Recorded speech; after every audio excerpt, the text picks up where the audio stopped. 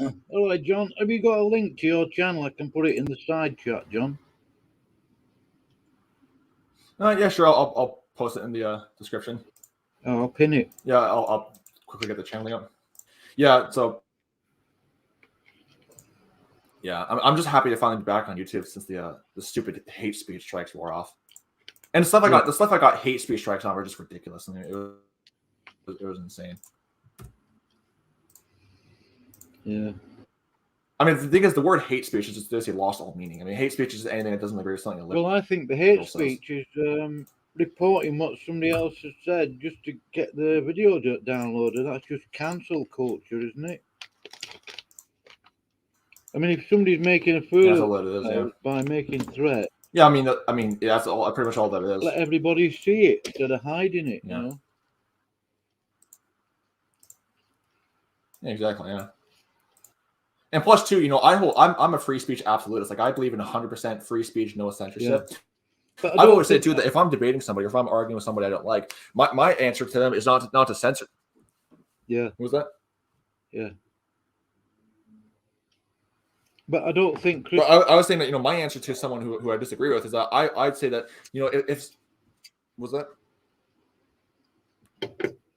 I don't know if Christians have a right to free speech. Go ahead.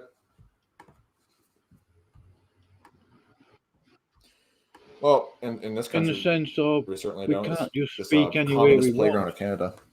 We do have to speak in a way that's glorifying to Jesus Christ.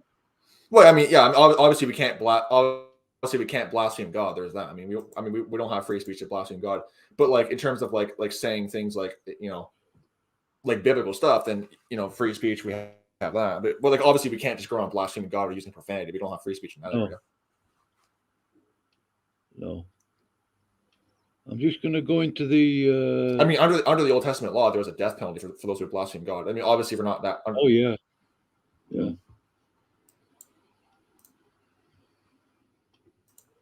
I'm just going to pin your. It's also kind of funny too how I was actually reading it. Go ahead. I've just pinned your. I'm trying to find that verse. Link to your channel. But just keep in mind too, I think your audio is a bit delayed. So if I'm talking over you, it's not me. I think it's just either mine or your audio is a bit delayed. Just keep in mind. So what happens is that I think you stop talking, then I go off, and then so just keep that in mind. I think because my internet is just really bad, so my audio is just a bit delayed. If I come out of the studio for a second, John, and then come back in, it might be better. Yeah. I'll just do that. Stay there. I'll be there. Sure. I'll be back in a minute. That could be it. All right. No problem.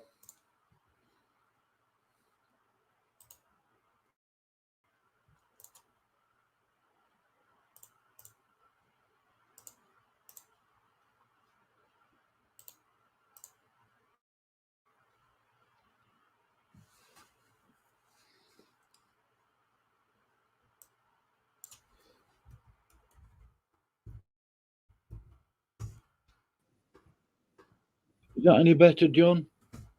All right. Yeah, that's I just went completely out of the studio, refreshed it, and then. Because the problem on my end was that either mine or yours was cutting out. So yeah. I don't know. Yeah. So what happened was with the audio was that I think either mine or yours was a bit delayed. So what happened was that I would have thought you would stop talking, and I would say my piece, and then of course you still weren't finished talking. So it could either be bad internet on my part or just bad audio. I'm not sure, but just that was what was going on. I'm beginning to get suspicious that YouTube, Google, StreamYard do that on purpose to cause frustration and stress on people. Wouldn't be surprised. Well, I know it sounds a little bit paranoid. Very well be the case. We know what these people are like. I do. Yeah, I mean, we can get. I do still think we can call us conspiracy theorists, this and that, but hey, we know what they're like, and we know the kind of. Yeah, I mean, it is pretty amazing that I mean, like, I had a conversation with you and Jeff for 6 hours. Both of you are in Canada, and it didn't cost me a penny.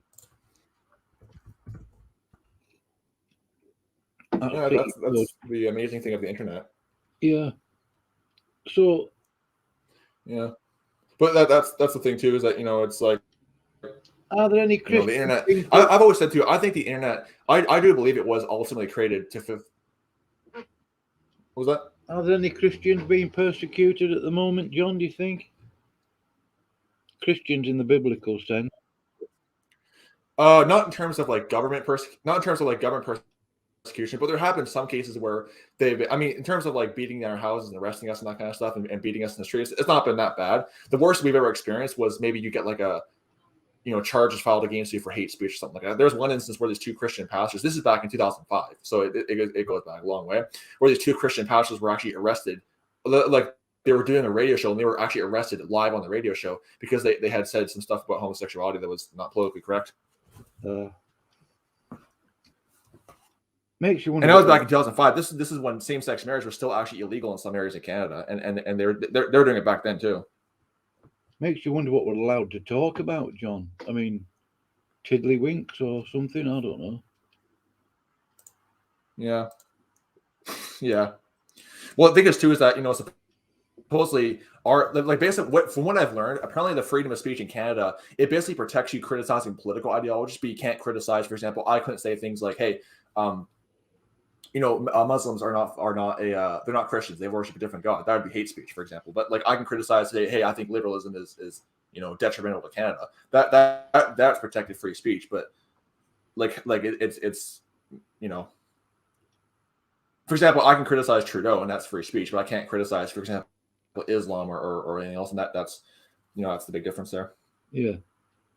John, do you want to try? It's fun. Yeah, it's fun. John, go ahead. I'll still be here. Come out of the studio. Yeah. Refresh your StreamYard thingy. Yeah. And then do your microphone settings, and then come back in.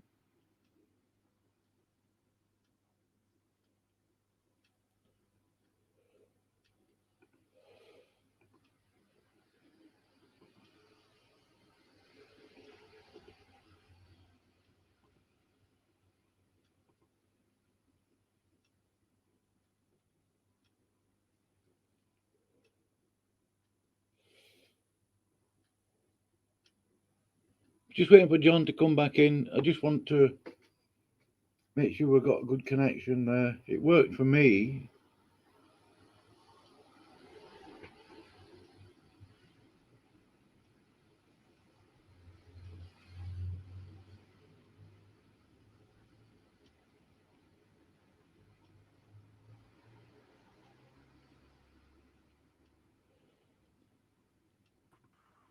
There. All right, John. See if that works. Yeah, it seems better now. Yep. All right. I want to see if I can try to plug my Wi-Fi router into the computer. That might actually do some better stuff. I was going to, but I'm sick of all these leads and stuff. Why can't they just make everything Bluetooth? So you don't have leads, cords. And yeah. It's like a rat's nest around the end of my I agree. writing desk. Yeah. Yeah, very true, yeah. So that's the problem with the internet at times, especially when you have slow internet where I am. I noticed, I don't want to go on about him, but I noticed, I mean, for the last day or so, he said he was going to come off YouTube, and he keeps making videos about coming off YouTube. And then he made one video, "Oh, I've left YouTube." Not really. Who does? Ben. Ben from the UK. Oh, Ben. Oh. Yeah, he's something else. Yeah. Oh, well. I don't wish any ill on him, John, but... You see, I actually found this video where I think he actually re-uploaded Aaron's video. I think he might have actually...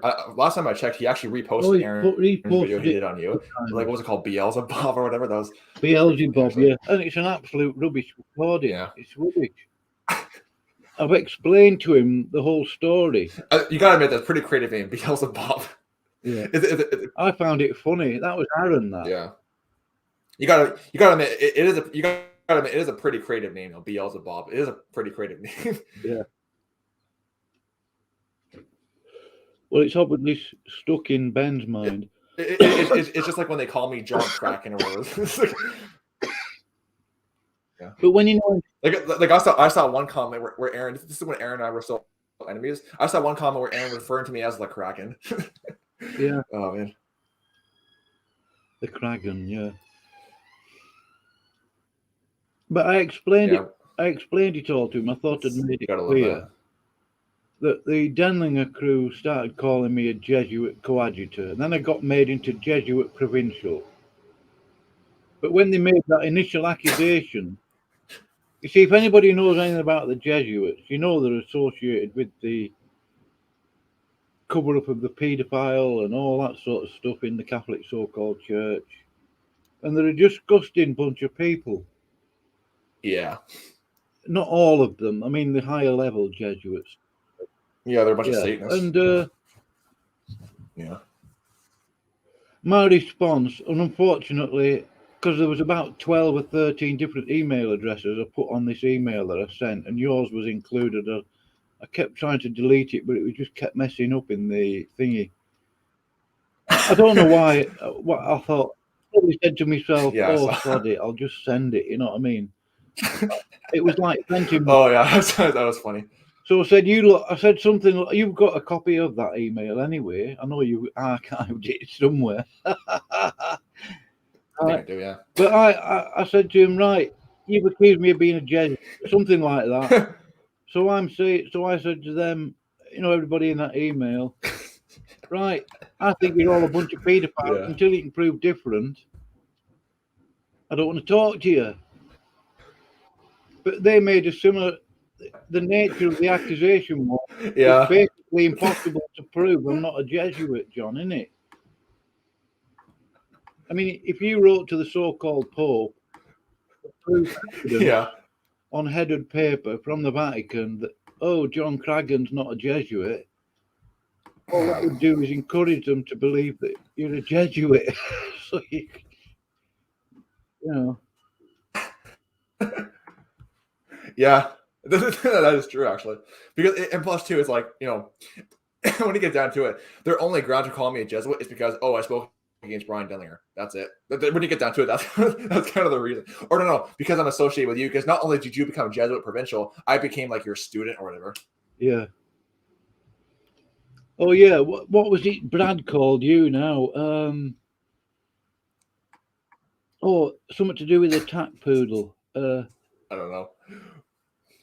In that 10 minute clip. I don't know. Bob's pet bunny, a tat poodle.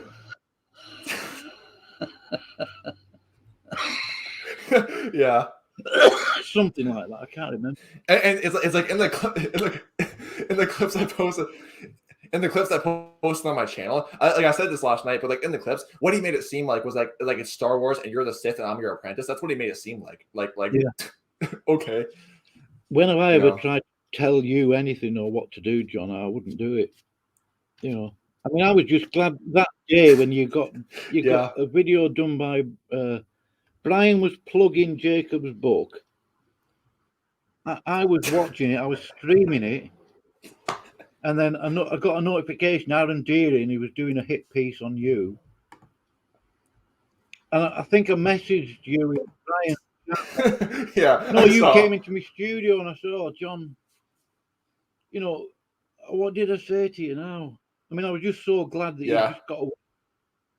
I said to King's Table a couple of weeks before that, especially after Brian did that video on the IFB saying about the families of those children deserve to have their children abused, blah, blah, blah. I've still got the clip. I said I'm totally amazed that John hasn't woken up. I still have the clip as well. Especially after hearing that, and lo and behold, you have done. And then Aaron Deering, you'd obviously... Yeah, and even then, and like even then, I was seeing problems ever since then too. So I was kind of slowly waking up because I was seeing problems after that. Yeah. No, I mean, like I hadn't fully waken up, but like when at the time he made that statement, I actually was kind of starting to wake up because I realized, wait a second, he basically was just sanctioning pedophilia. So it's like you know, at that point I'm thinking like, okay. And then over time I saw more. And then of course that fateful day of September 27th, 2020, I had those 2 videos. John Craggan is not saved. Yeah. And that was at that point. I'm like, yep, they're a cult, and I left. Yeah, and especially when they kicked Tim out and when they treated him like garbage. Because keep in mind, all I did was just make a live stream. Yeah. Well, the way they treated Tim just proved polite that. video, John. I think you could have gone a lot harder. Just proof of that. You was very polite. But it's kind of funny. It's kind of funny as well because in my situation, I did a live stream where I was just loving. All I was doing was just voicing my disagreements. I was trying to be very nice and polite as possible. But then the next day, I wake up with a comment saying that I'm devil possessed and I'm a Jesuit, I'm this and that, all because I just simply voiced my disagreements with Brian Dellinger. So yeah, and it was polite because I watched that video, and I know it was polite, John. Yeah. I mean, I was trying to be as nice as possible, but somehow, but even though that I was apparently I was devil possessed. I like the comment said that I was possessed with the spirit of divination, like in Acts 16. Okay. Even Phil Newton. And then of course Aaron does those 2 hit pieces on me. That was pretty funny, actually. Yeah. Yeah. Still, I don't have any resentment towards Aaron. I'd still like to talk to him. Does that be like the kind of guy where somebody will post a comment? Yeah. Well, he's an interesting character. I find it kind of funny too how back when I have like multiple screenshots of where somebody would post a comment disagreeing with Brian Dellinger, and he would just post Brian's salvation message in his response. Basically, anybody who disagrees with Brian was lost. Yeah. And he would just post Brian's salvation message in their comments. I do wonder if Matthew is on it because he knows all about what's gone on in Skype. He knows that certain people have been lied to about by certain people. Yeah. I'm surprised that even though he's got a lot of respect for Brian because Brian witnessed to Matthew and he got saved and this, that, and the other, I'm not despising that. But I'm sure Matthew surely can see the inconsistency, the lies that's been going on. He knows Tim, he's close friends with Tim. Yeah.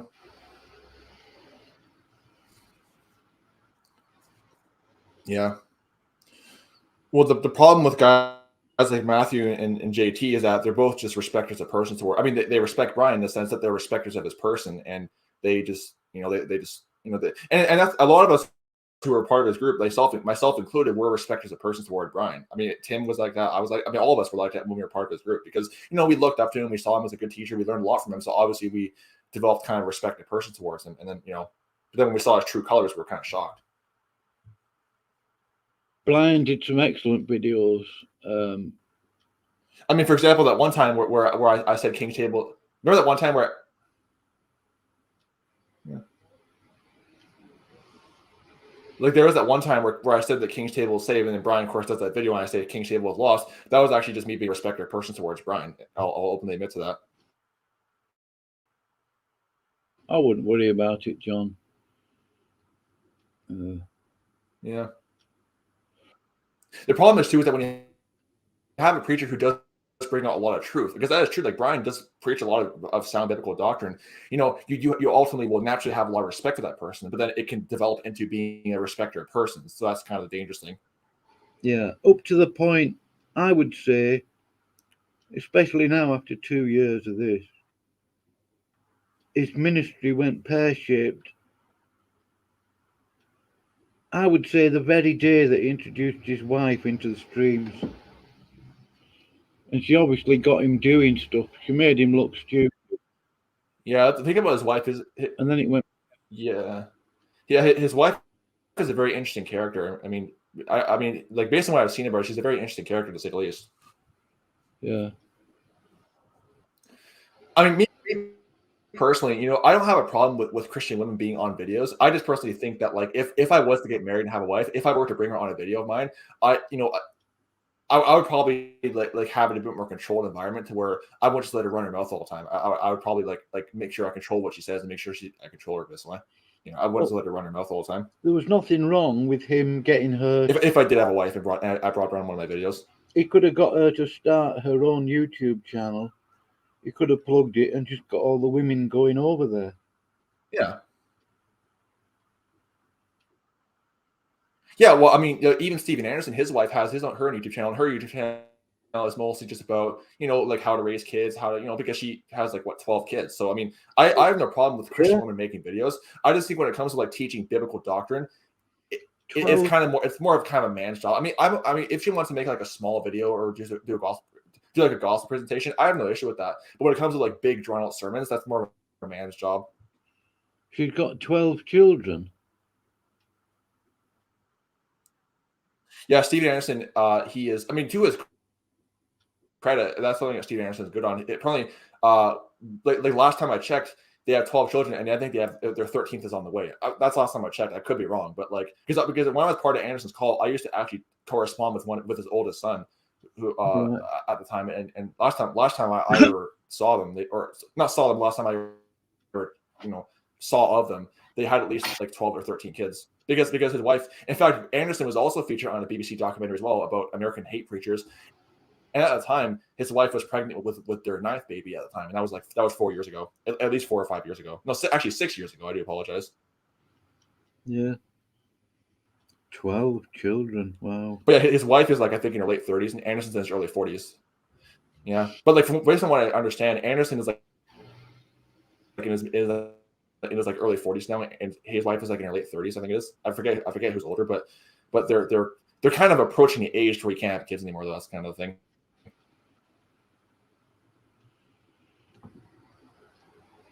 Hey, but I do appreciate big families. I think it's good to have a lot of kids. It's not a bad thing. Yeah, it's a lot of responsibility, isn't it? I mean, have you seen what do they call it? Yeah, I mean, yeah, but the good thing is too is that a lot of times they're older kids. I think they have 2 older sons and 1 older daughter. They'll often help raise the kids too because they're kind of at the age where they can kind of take care of themselves. So they'll often help too. Yeah. Like what's that one family called? I forget. Like what are they called? They have like 19 kids or whatever. Like I forget TV show or whatever. Oh, I can never remember their names. What was it? But they had like 19 kids, and like I saw some clips of their reality TV show, and I can never remember their names. But yeah, I mean 19 kids, and then but what happened often times that the older children would help raising up younger kids because hey, there's no way 2 parents can raise 19 kids. It's just not humanly possible. Actually, let me Google. I want to find out. I forget what they're called. Let me just Google it real quick. I'm trying to find. I forget what they're called. But they were like really popular among the conservative crowd in America. What are they called?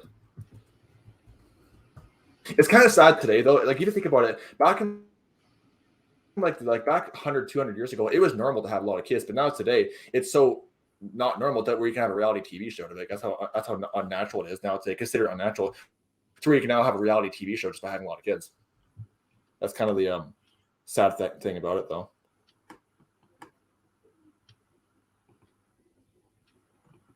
What was it called?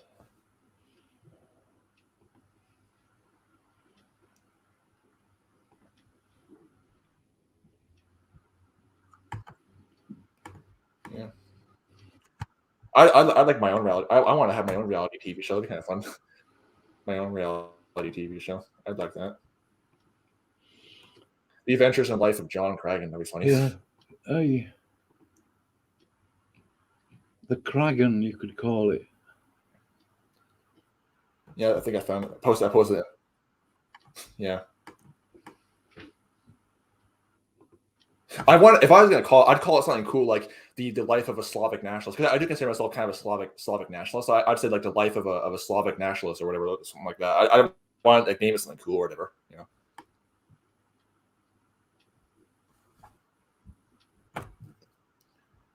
Yeah, I posted it in the I posted it in the lost my train of thought. I posted it in the YouTube chat. Oh, I'm blanking up for a second. I don't know why.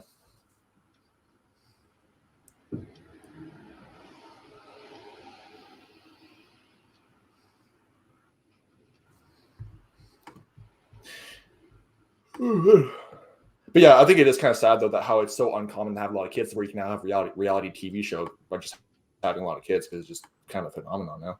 But back 100 years ago, everyone had that.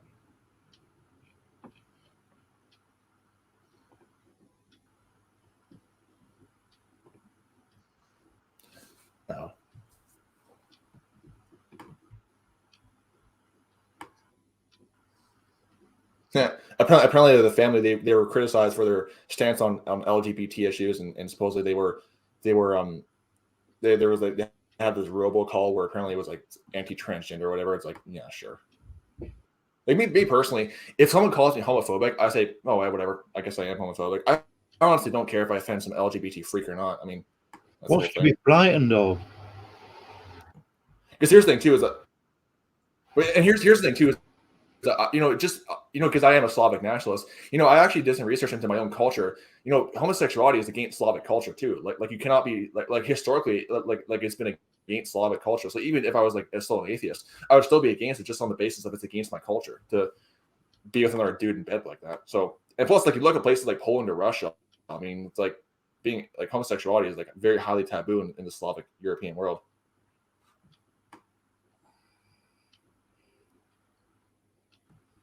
Like apparently, I read about one instance where apparently even in pre-Christian times, there were cases where men who were accused of homosexuality were literally drowned as a punishment, in even pre-Christian times. Yeah, in the Slavic European countries. Like if a man was engaging in gay sex, they would take him out and just drown him as punishment, basically. And this is in pre-Christian times too.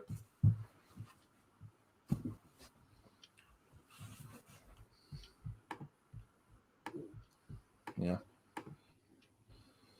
19 kids and counting. Pretty. Do you think that? Yeah, I used to watch their. Do you think that Russia's going to go nuclear with the Ukraine, John? Was that? Do you think? No, I don't think so. I mean, if they did, it probably. The thing about Russia too is that their economy is not very good. So it's like the thing about that is that because Putin, I mean, Putin's like how much money does he have? He's like multi-billionaire, but basically, or I don't know how much he has. But basically, the thing is that if they did go nuclear, they probably would create such a firestorm that it wouldn't just be sanctions. There'd probably be like full-on war against Russia because. Your audio keeps cutting out, John. At the same time as well, Russia, they're the kind of, like, the thing about Russians is that, and this is kind of true. Oh, really? Yeah. Maybe because I'm too far away from the mic. Let me check.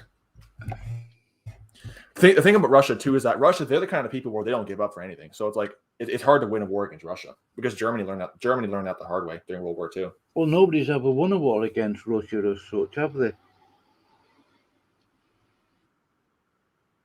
Yeah, I mean, pretty much all the empires, with the French Empire of Napoleon, none of them had ever beat Russia. I mean, part of the reason why too is just the winter of Russia is so cold; it often drives them away. Oh yeah. Like I've actually heard a saying too that I've actually heard a saying that the reason why Russia wins all these wars is just the winter always comes to their aid, because like for example, when Napoleon invaded Russia, he had apparently the winter is so bad and they didn't have proper winter clothing that he actually lost like half his army just by frostbite and hypothermia, because they just couldn't handle. And then the Germans too, when they went to Russia, they actually had to halt the invasion because it got so cold one time where the tank engines just couldn't run, the guns couldn't fire, so they had to actually halt the invasion of Moscow because they had to just defrost all their equipment because it was so cold. So like Russia, like the Russian winter has always been kind of their main defense against an invading army. That's why every world empire was never able to defeat Russia, just because the winters are so brutal. I think they started their invasion at the wrong time of year. They should actually have started it during winter, so that at the end of winter they would have been far enough in to get there. But then it's a case of getting back in it or something. And the thing is too is that when you're a Russian soldier, like you're trained and prepared. And that's the problem too, is that when fighting Russia in the winter, like most of these empires, they're not like Russian soldiers. They're trained for like winter fighting. Like they're trained for and geared up for winter fighting. So they're not like they're hard bunch to beat because they're trained for winter fighting, which is a lot of these other people, they're not like used to winter fighting like that. Which is Russians, like they're trained in like winter fighting and that kind of stuff.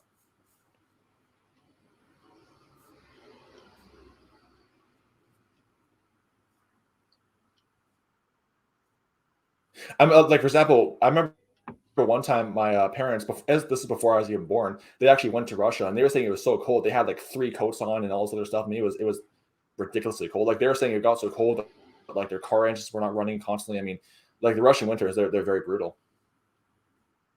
And by the way, this is from Canadians. Like Canadians, like we're often seen as living in igloos, and even we can't handle the Russian winter. That's how bad it is.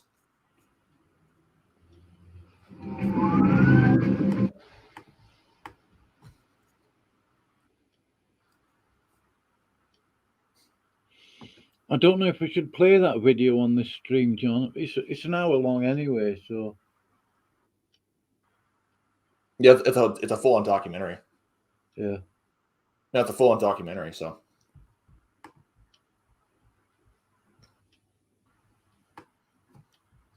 it's funny just though that family that has 19 kids. Well, they sure took Be Fruitful and Multiply. They sure took it to a whole new level. Be Fruitful and Multiply. Yeah. I'm surprised his wife didn't stop. Hey, good for I'm them. surprised his wife didn't stop at 10 or something. That's more than enough, isn't it? Yeah.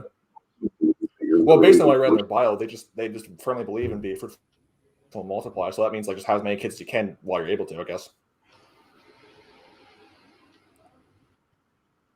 Like I think their mentality was just keep having kids so you just feels like you're not able to. Yeah.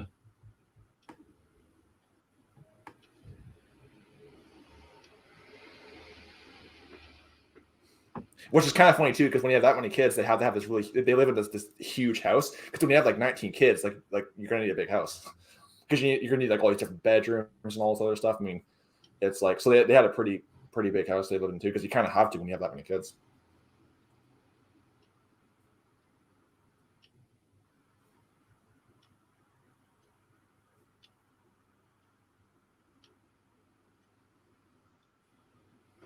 Wow. Oh.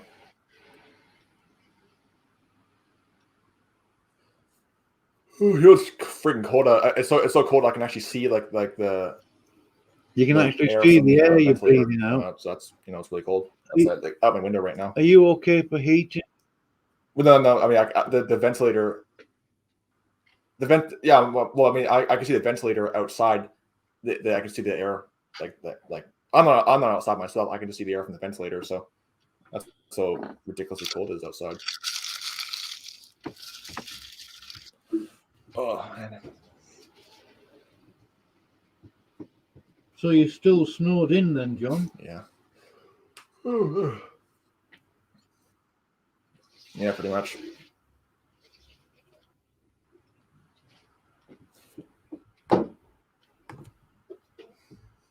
Yeah, I'm still pretty much snowed in. I mean, oh,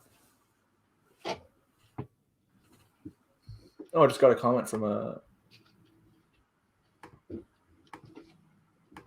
What, somebody in the side chat?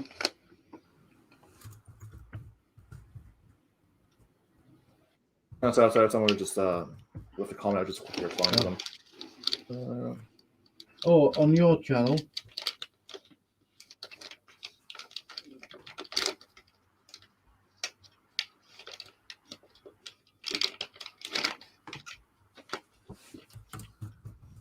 Yeah. All right. Were they having a go at you?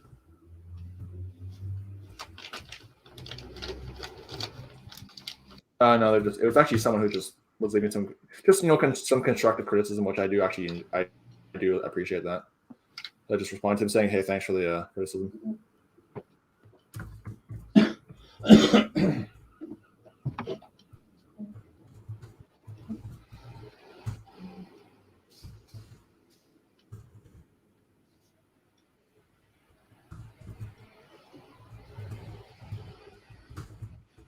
Yeah, good chat we had last night, John. I don't know why the internet connection. It was pretty edifying, yeah. I don't know why the internet connection isn't. Yeah, it's If I could only finish. Yeah, it's annoying how it does that. Because it was pretty good last night. It wasn't a problem.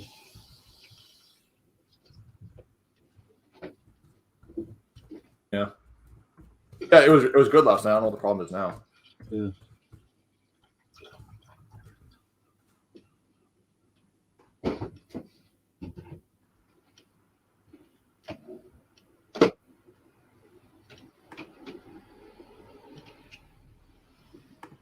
I'm just going to mute for a minute, John. I'll be back. No problem.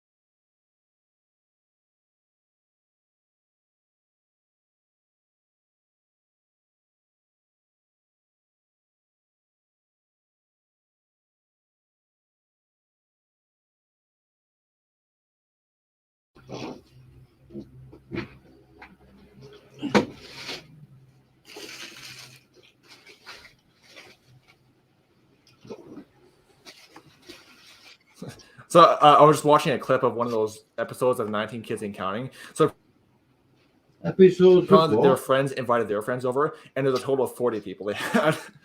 Wow. It was one episode of that thing about 19 Kids and Counting with the family of 19 kids. Well, so some of their kids invited their friends over, and it amounted to a total of 40 people. 40 people in total they had over for a meal. That was funny. Because they're friends with so many of their own friends. That's the fun thing about having so many kids. When they invite all their friends over, it amounts to like what? How many? Several dozens of How individuals. do you afford to feed 19 children though? And then there's Christmas. I don't know. Yeah. But not just that. When they invite all their friends over, again, they had 40 people over.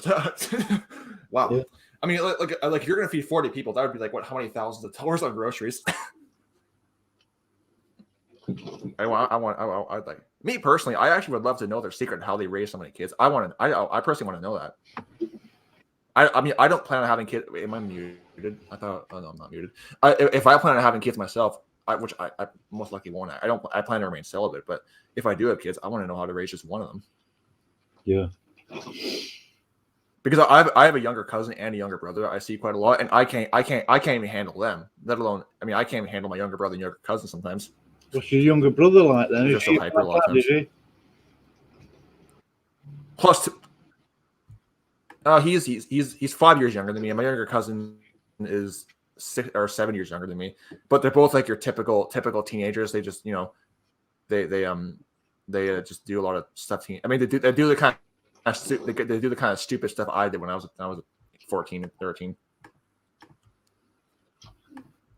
Because believe me, when I was 14, I did a lot of dumb crap. I mean, I actually have some photos from when I was in grade 9 in high school. There was one photo of me where I'm just chubby cheeks smiling, where I had like bags of rockets and candy on my lap. I think I still have that photo on my phone, but it was me from grade 9. I was 15 years old in that photo. There was another photo I had from when I was also in grade 9, where my locker was just full of Fruitopia. Because I did a lot of dumb crap when I was in my first year of high school. No. Like, it was kind of funny. I saved that money for like years and years. I blew it all on candy, rockets, and Fruitopia.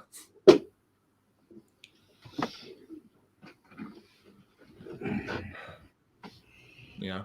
Me personally, I mean, I think it's just regular for teenagers to do that kind of dumb stuff. But like me, I took it to a whole. I mean, when I was a teenager, I did like illegal things that I didn't even know were illegal, but I still did them.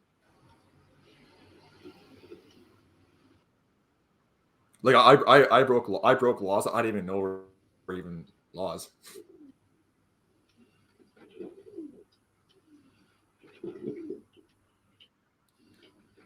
Like all kinds of crazy. Like there was one time when I was in high school where I was walking across the street and a car, like some other idiot driving a car who was a student at school, nearly ran over my foot. That was another interesting thing that happened. I have so many crazy things I did in high school. I could just go on and on about it. Well, then there's another time where I was driving home from high school and the guy in front of me, his car breaks down. So then I had to go help him try to repair his tire. That was funny too. That was like a few months into my first year. That was pretty fun too. You gotta love that. Oh, then there's another time too where I went to Walmart and I bought a bunch of rockets, and then the security guard at Walmart thought I was stealing, and I had to fish through the garbage to get my receipt because I threw it out. So after that, I learned to throw out my receipts before I leave the store, basically.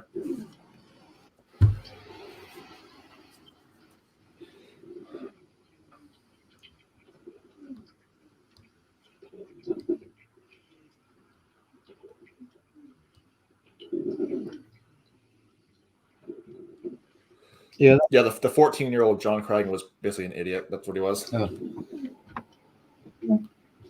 That noise you can hear there, John, it's me coffee maker. Yeah. Oh, okay. No problem. No problem.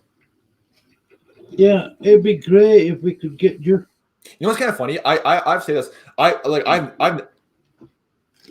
What was that? I was thinking it'd be great if me, you, Aaron Deering, Matthew, Brad, 982 get together and sort of have a truce discussion in no man's land somewhere and just get it sorted out and get that'd be kind of cool actually. Like well, not sorted out. What am I thinking of? You know, because lies have been told about us, John, and it's not right. I mean, we should grin and bear it, as Scripture says. Yeah, and there needs to be some repenting done of that too, basically. Yeah, but I mean, here's the thing: like if I falsely accuse somebody, I want them to tell me so that I can repent. You know what I mean? I mean, like there are times where I falsely accuse somebody, and then they told me, and I said, "Oh, yeah, I'm sorry, I didn't realize that. I repented that." You know? Yeah. Or for example, if I hurt somebody, if I wrong somebody, hey, just tell me how I wronged you, and I'll apologize and try to make it right. You know what I mean? But they can't even do that, even when. Like, there was one time, where this I used to hang out with. Matthew even knows that lies have been told about people by people, and yet he's not willing to do anything about that and put it straight. Yeah. I mean, I don't know if he's told anybody off for it. Yeah, that's true. That's kind of the thing too. Is that the thing is too is that is that one of the biggest things is that because humans, we're just, like you could say that humans, we're just prideful by natural. I mean, like it's just within our nature to just want to blame someone else for our problems. You know what I mean? Like it's just mentally hard for us to kind of just accept responsibility. Maybe that's not true for everybody, but like you see that just in general. Like for example, you see black people in the ghettos, they blame whites for all their problems when really like the father shouldn't be leaving home. But like it's just natural for someone to want to blame somebody else. So the problem is too is that it just comes down to pride, where you just don't want to admit your own faults.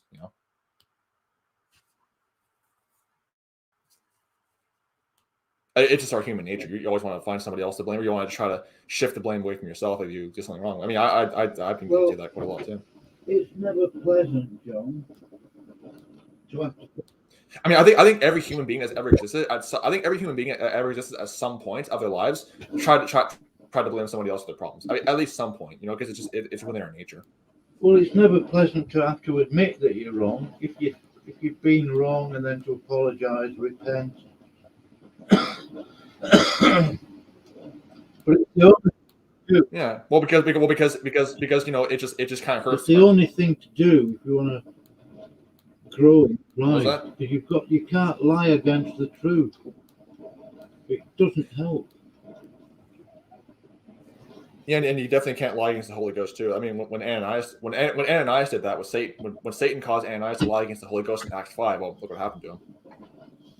Yeah, but lying about a brother Christian. I mean, that's the thing. Yeah, and that's kind of the thing too, is that when you're saved, you have to realize that you can't hide anything from God. Like He knows everything you're doing. Like you can hide. Like you can live a double life on camera, but you can't hide from God. Like He knows what you're doing. Yeah. You can't. And then whatever you do is going to be brought up if at the judgment seat if needs be. And the thing is too, I've even heard it said too that if you try to cover your own, there's actually a scripture on that. If you try to cover your own sins, God's going to expose it to everybody. But if you confess and forsake your sins and repent, then you've done the right thing this way. Then actually, let me try to find that verse. Actually, I think it's in Proverbs.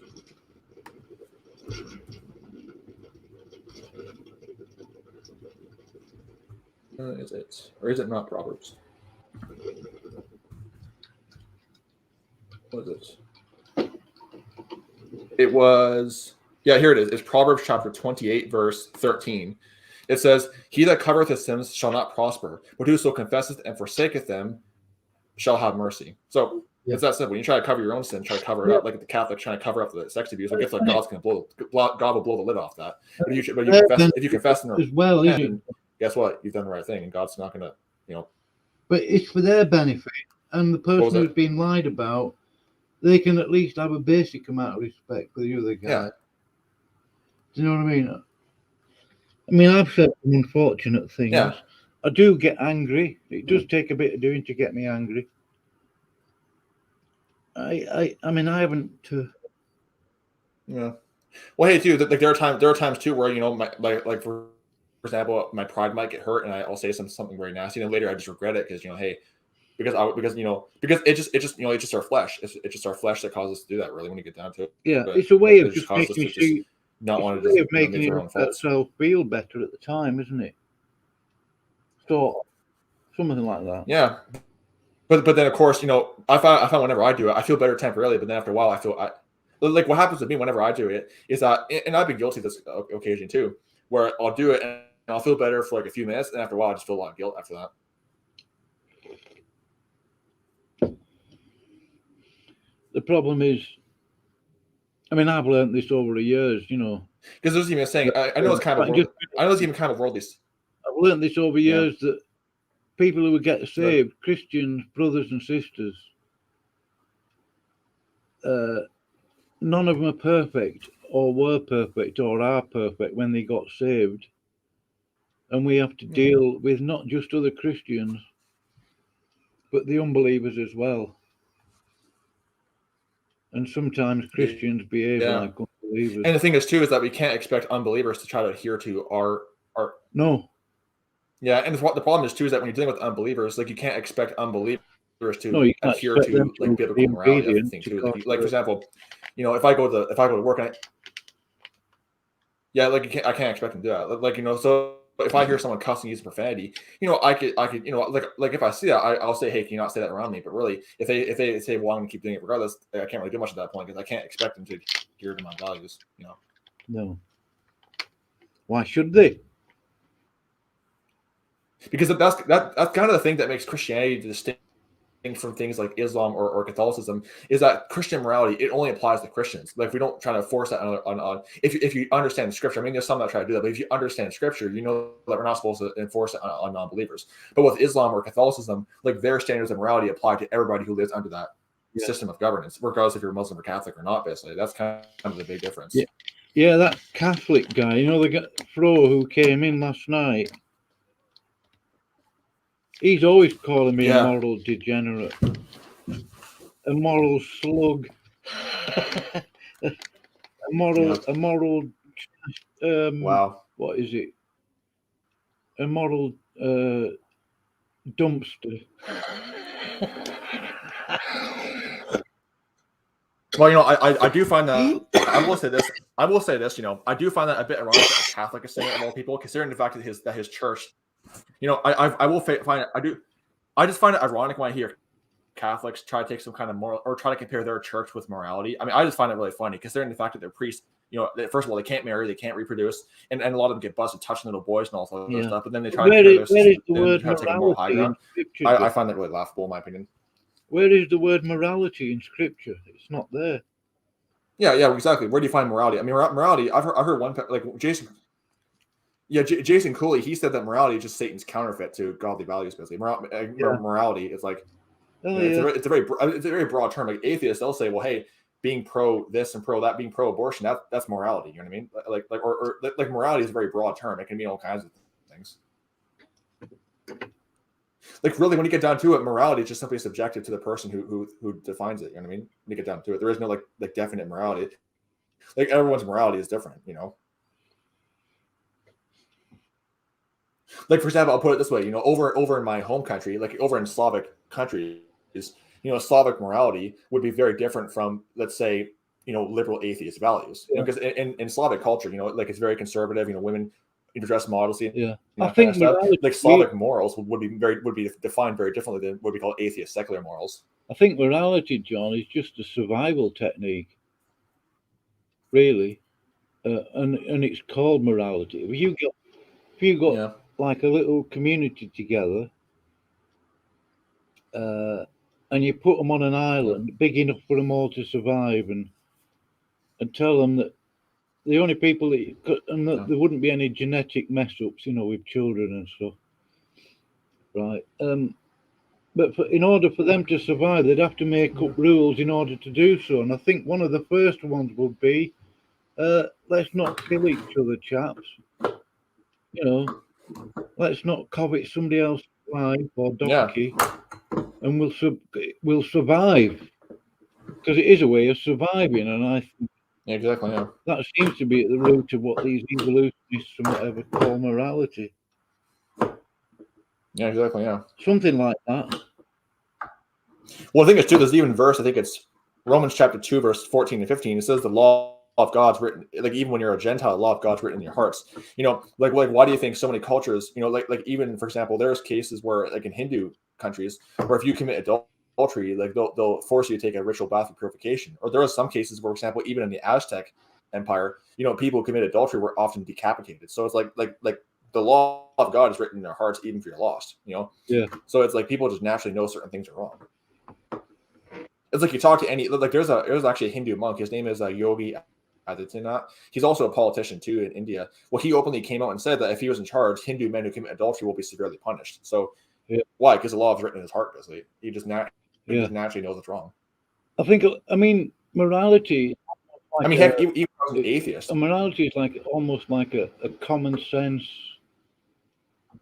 approach to life, a sort of philosophy. It is wisdom, I think. But how would you define well, I mean, it's like you just naturally know, hey, don't. It's like the thing is like thou shalt not. It's the kind of things where thou shalt not steal, thou shalt not kill. Those are just natural things to do. Thou shalt not steal, thou shalt not kill. It's just natural. You just know not to do that. Yeah. Because I think that's wired into us, even when we're born, John. Yeah. I think so. Yeah, I mean, even when you're wrong, like even when I was young, I just always knew that, hey, if it doesn't belong to you, just don't take it. You just know that naturally. And there are some cultures too where if you're caught stealing, they'll chop your arm off, and that kind of stuff. If you're caught stealing, like there's some that take it to an extreme. Like for example, over in Afghanistan, when the Taliban controlled it back in 1990s, like even just petty thieves, they had their hands chopped off. The one that was used to steal. The fact that they had that law that if you steal, you're going to lose your hand. And even today, they still have to cut people's hands off. That should be a clue that particular law just isn't working. Yeah. It's not working, is it? Well, that's the thing too, is that,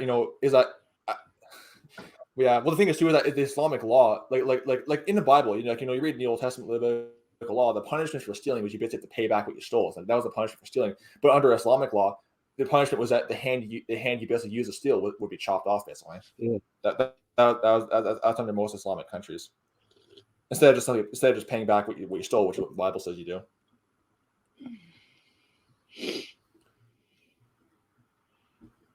I just think it's pretty creative though. So the hand that you use to steal will be chopped off, so you can't use the hand, but you can still use the other hand to steal stuff.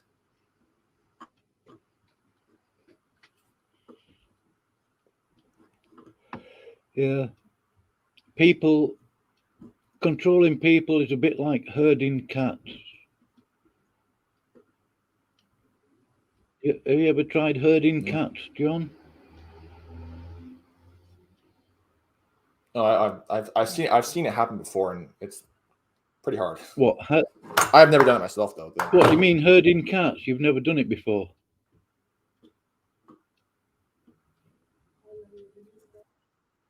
Herding cats or cattle? What do you mean? Oh, I've seen it happen, but I've never done it myself though. I've just seen it happen.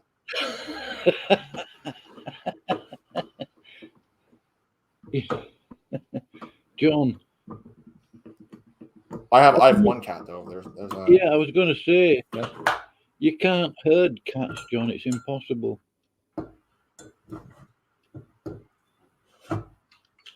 What are you doing there? Well, the problem with cats too is that they're not like dogs. I was just moving the screwdriver out of the way. The problem with cats too is that, unlike dogs, cats are not like, they won't listen to you. Cats just do their own thing. Like dogs, like you can train a dog to actually obey you, but with a cat, they just do their own thing. And when they want you, they'll come to you.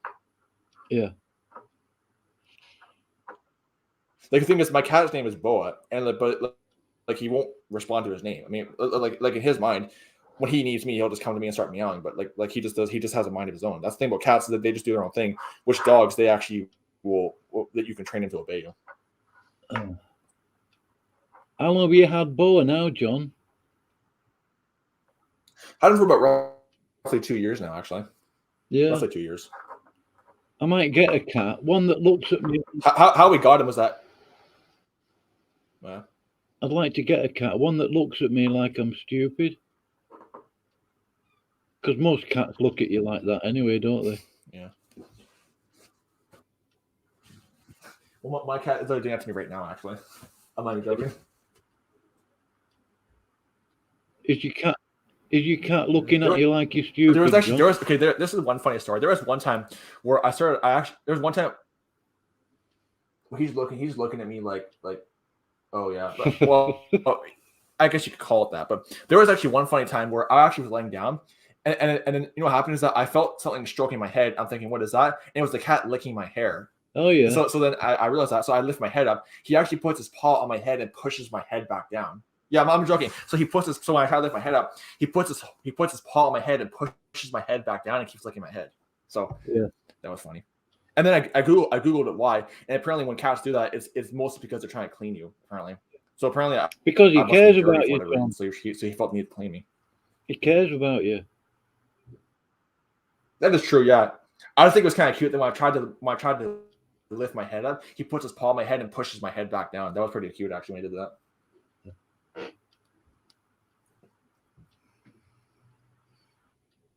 But that is true. Like when cats do that, it basically means they care about you and they like you, because they don't do that if they don't like you. That's fine. I think it's kind of funny too how the cat felt the need to basically clean me up. That was kind of cute actually. How the cat feels. I just kind of put up with it, and of course I wash my hair later on because I don't want to have his stuff in my hair. But I just let him do it. Just let him show affection towards me. So because it's how you kind of build a relationship too with the cat.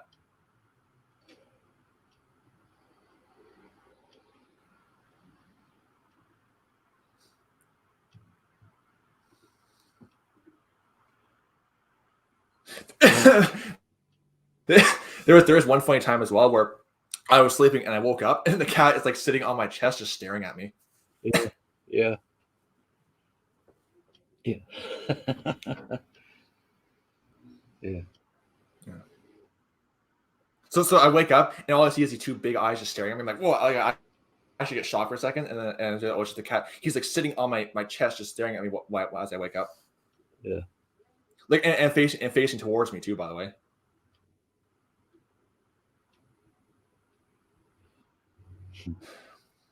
And it's funny too because I think the cat managed to figure out when I still have my night shift job. The cat at one point managed to actually figure out my routine. So he actually figured out approximately when I arrive home. So he'll be waiting by the door when I get home because he wasn't doing that beforehand. But I think eventually he just figured out my routine. And then now every time at that approximate time, he would just wait by the door and then he would always be there. Yeah. They have a... Because I actually read that cats can be pretty intelligent. I mean, they can learn things. They can be pretty intelligent. Oh yeah. Yeah, they're not daft. Have you learned any survival? Yeah, and I found that they can like, yeah.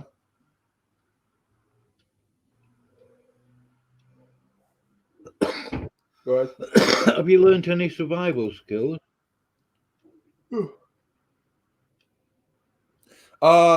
Not much. I mean, basically, if I ever got into a situation, my biggest advantage would just be my brute physical strength. I mean, because I managed to build that up just by doing by all my years of doing physical labor, plus going to the gym as well. So it would just be my brute. So like if I, for example, had to go, let's just say I was walking down the street and I got jumped by a bunch of thugs, my main advantage would just be my brute physical strength. Really. Like for example, I'm the kind of person where I do know a bit of martial arts. Like I used to practice, what was it called, Al-Qaeda or whatever, which is basically like a self-defense martial art. But if I ever got into a fight, I would fight dirty, and just my advantage would not be my martial arts, but just simply just my brute physical strength, and I would just fight dirty basically. If I ever was in a situation like that. Yeah.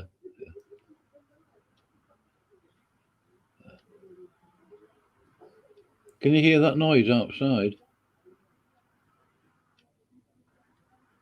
No, I can't. No. All right, that's okay then. No, I don't hear any noise. Oh, sometimes you get people walking past you like midnight onwards, swearing their heads off. Oh, yeah. Yeah. Well, it's kind of funny because I live in an area that is like pretty ghetto, but like almost no crime happens though. Like I live in a kind of area where you assume a lot of crime happens, but it's like nothing happens. I'd like to live in Canada or Alaska somewhere. Right up north, though. Obviously, I wouldn't want snow all year round, but I would love to be just snowed in with a log fire, cup of tea, and me pooch, and just listen to the silence. Yeah, I mean that'd be Yeah. Nobody to bother you. I mean, if I was going to move somewhere, I probably would just move into my family cottages because we actually rent them out. We often would rent them out during the summer so we can make some extra bucks. But I mean, if I ever wanted to, I would just like my mom said, I could just move into one of them and just basically like be a permanent renter there. Yeah. Of course, I'd have to pay the bill of $800 per month, but who cares? That's a lot. Oh, 800. That's about. Is that a lot? Is it, John? It's actually cheaper. It's actually cheap compared to most cottages in that area. We actually are pretty cheap compared to most of them in the area.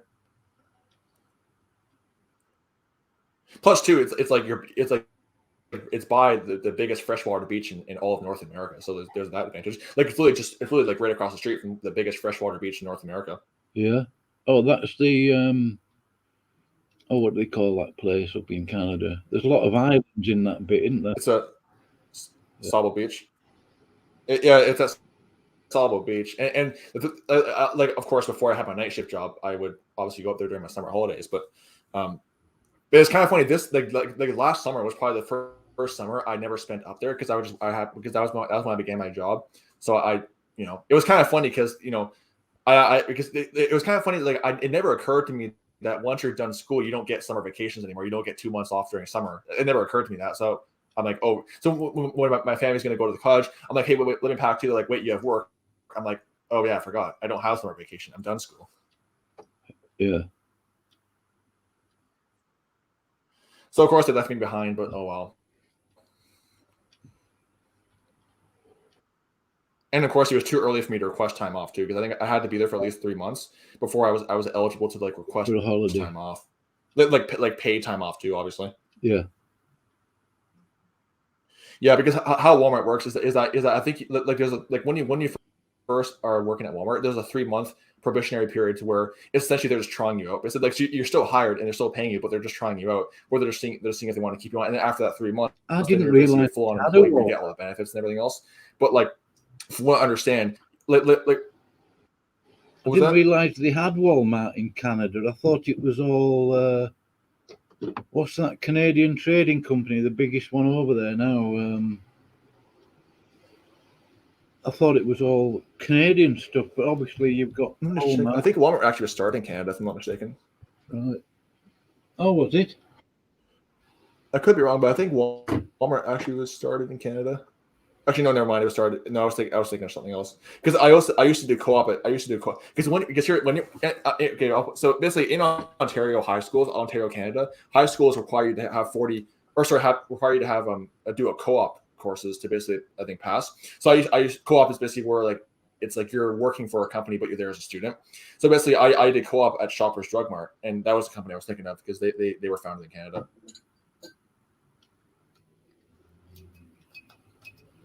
And it's funny too because I was doing co-op before all the. I was doing this like pre-COVID, so I actually kind of miss working without all these stupid restrictions because I started doing co-op pre-COVID.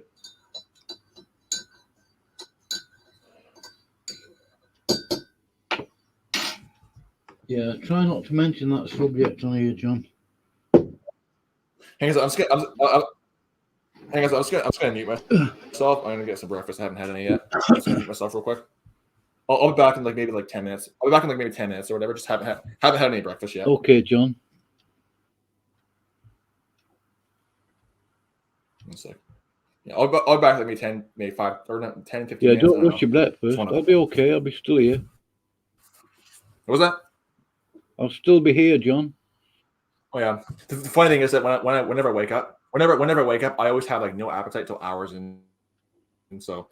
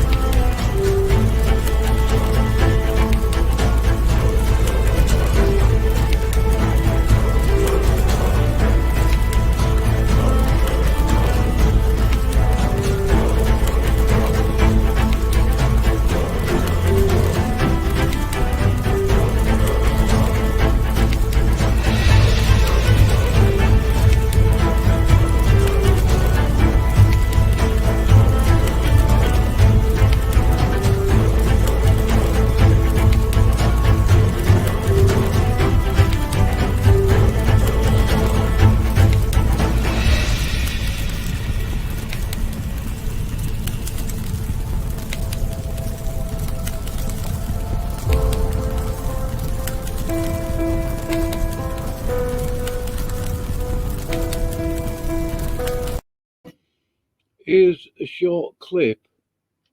I mentioned this to John in conversation with John earlier. This is Brian Dellinger and his attitude to the IFB, Independent Fundamentalist Baptists. It's only a short clip.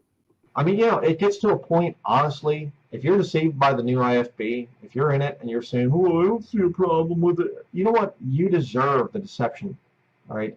You deserve to have problems. You deserve to have your children preyed upon. You deserve to have your children preyed upon. You deserve to have your children preyed upon. You deserve to have your children preyed upon. You deserve to have your children preyed upon. That's Brian for you. Yeah, John's having his breakfast. I'm just waiting for him to come back. Have I got any other video clips that might be of interest? Got loads of them that I've kept over the years.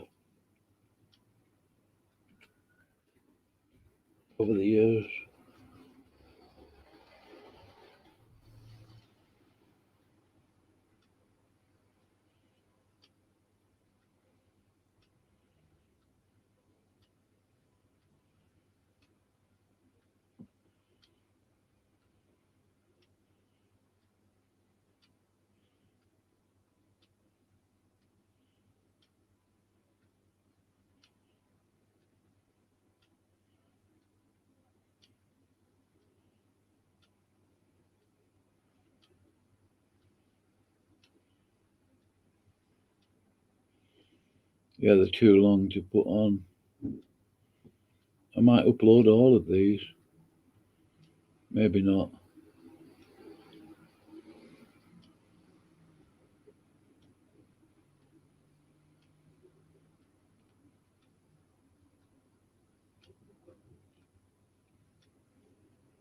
I don't know.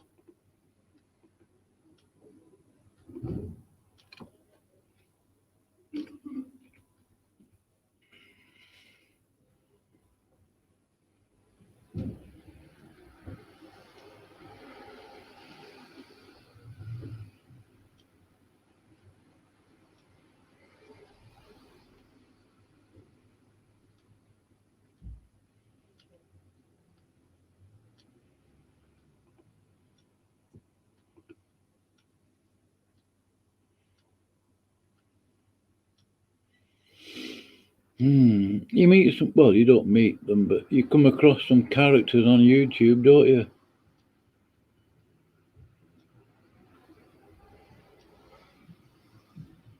I wonder if he's still live streaming. Probably is. Yeah. When did he start that?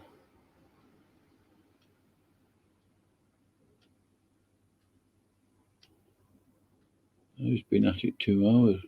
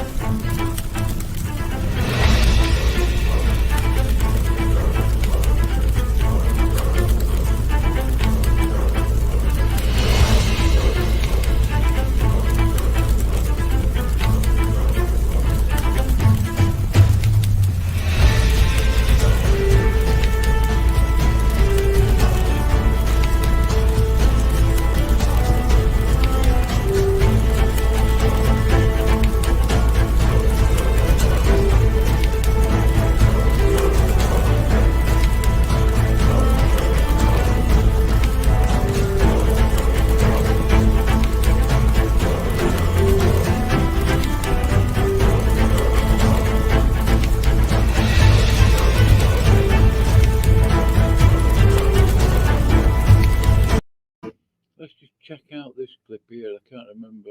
Things that you call people, do you find that justifiable? Do you find it Christ-like? I'm not saying that everyone struggles with words. Here's Ben again. Sorry about the clock. Hold on. Dave. Here, everyone mute, but this guy, please, because I want him to be able to say. That's Ben. Ben, why are you doing this again? It's Ben from the UK. Oh, you know him, Dave? Oh, you know him? Oh, I didn't know. Here. He goes up and down. Ben likes to. He got kicked out of Diamond Dustification's room now, and now he's mad. And he comes in and out. He's sometimes your friend and sometimes your enemy. He wants to tell us how we're sinning, and he's not. And how no, Dave, no. That's Ben, not it. Because no, let me explain. Because I know that each and every single one of us struggle in some type of area. I know I have. I know that many people on this board have here. But what I don't find funny and what I don't find very clever is what Smokey and other people here tend to call people, coming out with words that not even Christ came out with, calling women whores, calling women slags, calling women bitches. Find me in scripture where Jesus Christ himself called any women of those names. You won't find that. Does it have to be Jesus, or could it be the prophets that did it? I'm talking about Jesus. Prophets? I'm talking about Jesus. Why? So only Jesus? So I can't use prophetic? Okay, I can't use prophetic. I guess I have to cut out the Old Testament. All right. Only the red letters. Show me where the prophets. Show me in what context. What context did the prophets use the word whore? Oh, sure. Here we go. Absolutely. Here we go. Let's go to Ezekiel. Let's go to Ezekiel. The Bible does say about the. Have you ever actually read the Bible? Have you ever actually read? Of course, I have. The Bible does say about the whoredoms, but it's in reference to Jerusalem and the cities and how they departed from God. You evidently didn't read the Torah. Jack. You didn't read the Torah. Go read Deuteronomy. He only reads the red letter Bible. Find me where women find me where men like you, Smokey, who I think is unsaved and does not have the Holy Spirit in him, because I don't see that. Many will watch you. There's where this is going on. Ben, hold it. Ben, you're judging. Yeah, he is. And Dave, do you? Are you judging a man? My heart and my no, you're judging a man. You're judging a man's righteousness. Do you think it's fair to people? Yes, I think it's great to call. And I call you one too. You're a fucking.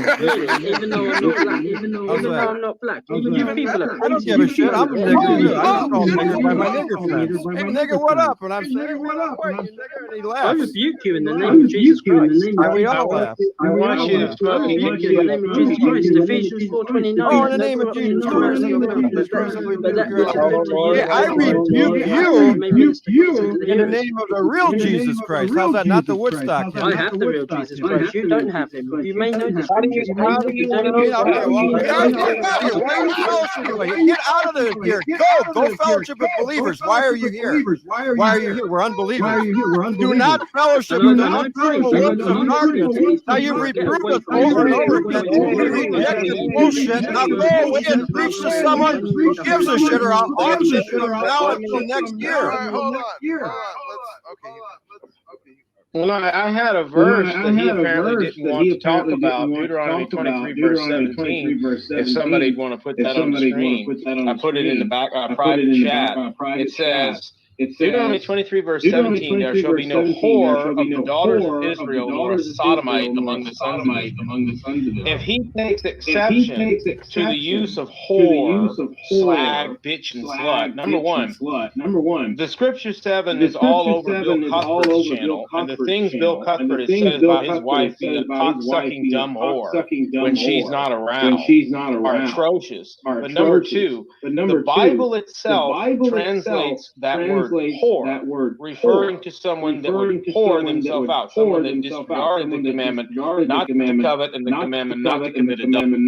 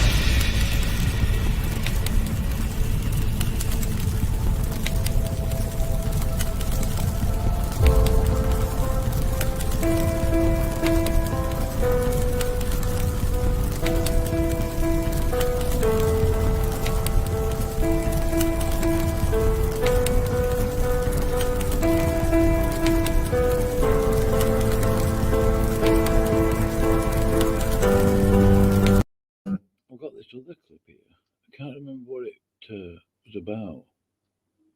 Just check it.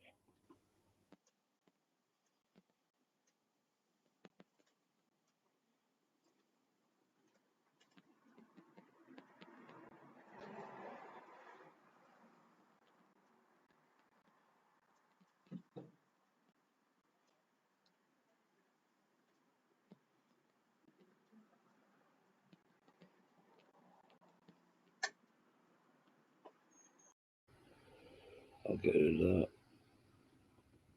I thought I had audio on it and stuff. Got hundreds of videos here.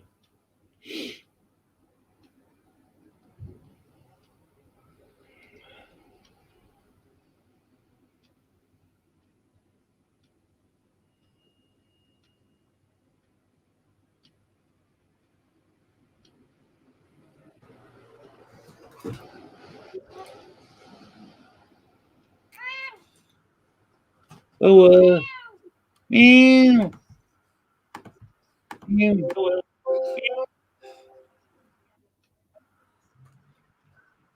Meow. Oh, all right, John, have you fed? I just come in and the cat starts meowing. The cat what? Yeah, the cat stole my chair too. The cat stole my chair. He's in charge, John. You need to bear that in mind. I guess you could hear him meowing because the mic was like right in front of him. Yeah. Do you remember this, John? Just remember that your cat is in charge there. Yeah. What was that? Why do you keep going deaf when I tell you that your cat is in charge over there? Huh?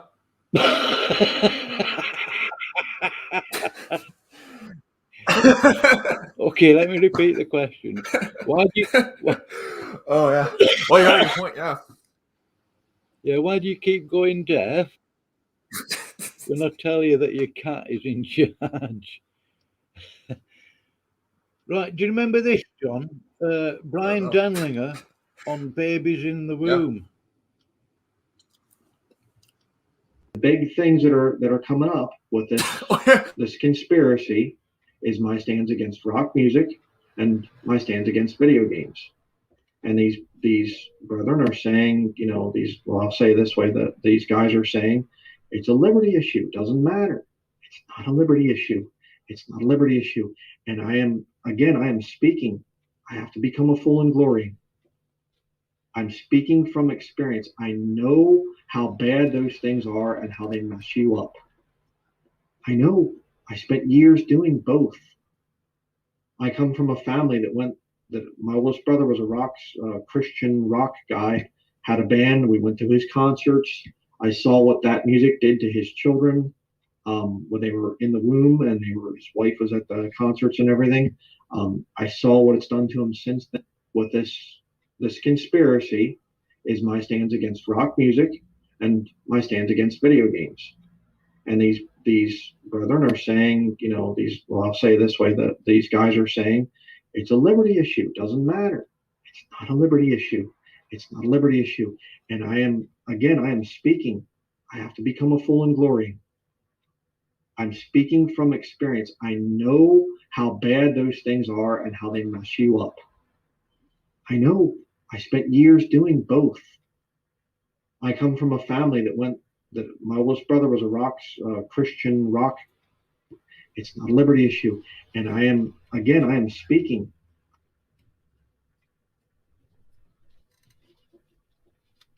You go to. Do you hear that, John? He knows what it did. What was it you said about those babies in the womb? He knows what it did to Judge. Yeah. He knows what it did to them in the womb. Yeah. And he didn't want to admit that his brother, Tom, was a rock star, a Christian rock star. He didn't want to use that word star. Yeah. I wonder why. Because his brother is the polar opposite of Brian. Okay, his beginnings, Tom Dellinger. Okay, rock. I mean, I'm not keen on rock anyway. Me neither. But it was a Christian rock band, apparently. But what he did with his money, he spent his own money on building, like, I think it's Alaska somewhere. Like projects for young people to get involved in Bible study weekends, campfires, the sort of stuff. The actual edifying biblical stuff. Yeah, well, I'm assuming that, but biblical in the sense where you're actually interacting with people, not just hiding out in the woods somewhere. That's it. Yeah, that's the point, really. Yeah. Yeah. I mean, like when you're a minister, you're actually you're supposed to actually interact with the people you're ministering to. You're not supposed to just isolate yourself in the middle of the woods. Well, he had all sorts of building projects for them to get involved in, and like the usual sort of outdoor activities, Bible study groups, and I thought it was brilliant. What a breath of fresh air in contrast to Brian. I mean, Brian's wanting $50,000 now, isn't he? Yeah, and for what, another property or something? I mean, he already got 2 different properties at least. Yeah. I just find it funny how a guy who makes videos somehow needs all these different properties, all this other stuff that really has nothing to do with ministry. It's just his personal use. Yeah. I mean, why do you need this 20-ton, 16-wheel military truck for ministry? You don't. It's as far as I know. I mean, if he'd have been using it for moving large amounts of logs, well, even that wouldn't make sense because all you need is a decent Land Rover and a big trailer with sides on it. You can move all your logs. I'll say it this way, okay? Obviously the logs and all that stuff, but I'll say it this way. Let's just say that. Let's just say I'll put it this way. Let's just say that America became an Islamic caliphate. Okay, just a random example. They became an Islamic caliphate.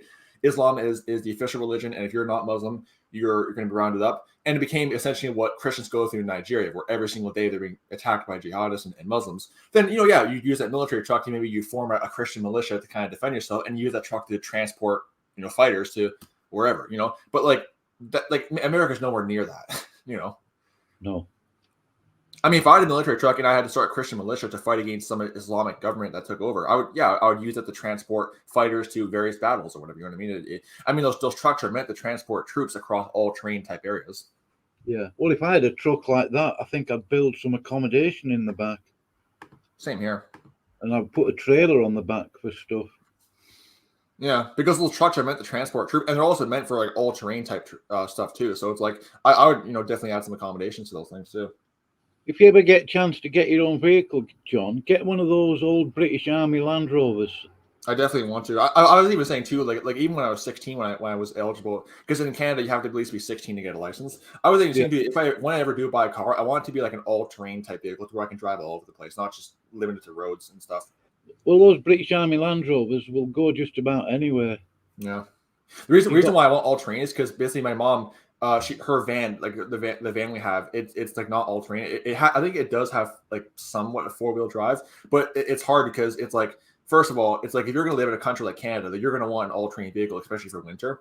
Which and the funny thing is too is that immigrants who come to Canada who are from warmer countries who are not used to this kind of weather, they're often the ones that have the most problems because they don't buy a vehicle meant for that kind of weather. But basically, there was one time where we were visiting my family on my mom's side of the family, and they have their own cottage too. They actually built their own cottage, so it was pretty cool. Actually, they actually built their own thing. Well, basically, what happened was that it's down this big, huge hill, which was almost all ice. And what happened was that we actually had to stop the van at the top of the hill, and my uncle had to come down from his truck at the bottom of the hill with his all-terrain vehicle to come pick us up with our luggage because her van was just not meant for that kind of stuff. And I was telling her, you should have bought the kind of Jeep my dad used to have because it would have meant for that. But you need a vehicle. You need a vehicle that you can repair yourself, John.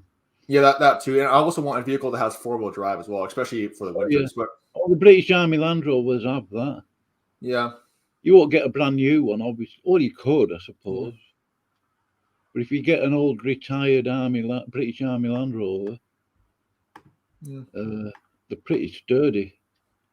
Yeah, the thing also too is that that because my mom's van, it was pretty light, so it was very easily able to basically if she tried to go down a hill, we would never be going back up because the hill is just way too icy for her van.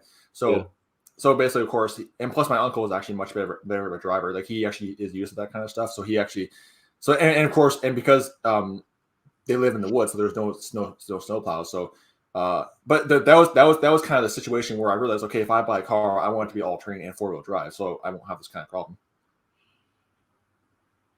Yeah. Because my mom, she's kind of, I mean, no hard on her, like not to be hard on her, but she is kind of more of like a city person, which is me. I'm kind of more the person where I wouldn't mind living out in the wilderness. In fact, I used to love camping so much. I still love camping now, but it's kind of funny. I used to love it so much that when we would stay at our cottage, I actually would set up a tent out in the front yard and sleep out there instead of in the cottage because I just love doing it so much. And my mom would always, wonder why, but that's how much I love doing it. I've always been kind of like I've always been the kind of person where I just where I don't like, I just don't like, the city. I'm the kind of person where if I could just, like again, I would set up a tent in the front yard of the cottage and sleep out there when my mom stayed in the cottage. And I wouldn't even care how cold it was outside. I just like doing it so much. I just did it. Yeah.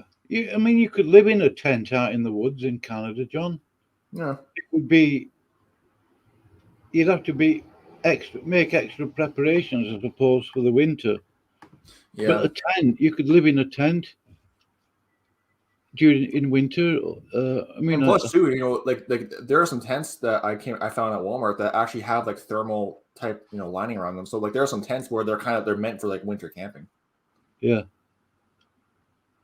It was kind of funny. There was one time where I went camping with my dad. It was just me and him, I guess father-son time out or whatever. And we basically were camping. What happened was that we brought the tent. Well, apparently the tent we had, it was missing like a ton of pieces. So we tried like hours to set it up. And like, oh wait, we're missing a bunch of pieces. So we had to basically we had to stay in the car. We had to sleep in. And it's funny because our van was not really meant for that. We just slept in our van. So we had to just like find some way to just set up a mattress. It was kind of funny actually that it just didn't work out, but. It was kind of funny because also, I don't know. I just when we did sleep in the van, I just kind of felt like this isn't proper. I want to be out in the tent, but oh well. Jeff, so are you coming in, Jeff? Oh, he's in the car. I just noticed that right now. He's in the. How are you? I'll put a link in, Jeff, for you to come in if you want. But the thing you can do with a tent, John, out in the middle of the woods, put your tent up and you can build a wooden frame over the top of it. Yeah. Put turf on and you can protect your tent that way, can't you? Yeah. I just remember going to Walmart and seeing tents that have like thermal, like a type of thermal inner lining to where because if I was going to go camping, if I was going to go camping all year round, I would need a tent that would be obviously designed for winter camping as well. Yeah. Oh, Alex Canis, he says he grew up 31 miles east of Waco. Are you referring to Waco, Texas, where that thing went down with the FBI? Oh, what a mess that was. Yeah, wasn't that was like a month-long standoff they had, or like several month-long standoff they had with those people? I think that had been set up from the beginning, John. I think so too. Well, it's kind of funny thing. The thing about the Waco group in general is that they basically were a cult within a cult because basically. Like the Seventh-day Adventists, they're already a cult themselves, but then they were actually a cult within the Seventh-day Adventists, so they were a cult within a cult. Basically, it was kind of fun. It was kind of interesting situation there, but basically from what I know, I don't really know a whole lot about the situation, but basically from what I know about the situation, apparently they had like a lot of guns in that area, so the FBI came like full force because these people had a lot of guns, and then I guess it was a big standoff they had, and but then that situation was actually. I heard one of the inspirations for the Oklahoma City bombing because that was the kind of thing where people were paranoid about the government taking over and everything. Yeah, but it's interesting that apparently all of Bill Clinton's ex-bodyguards were killed in that incident. Really? Oh yeah. Oh, and fun fact too, Bill Clinton was trained I think didn't he go to a Jesuit university or a high school? Something like that. Bill Clinton, he's involved with getting drugs smuggled into Mena Airport. Yeah, doesn't surprise me. No.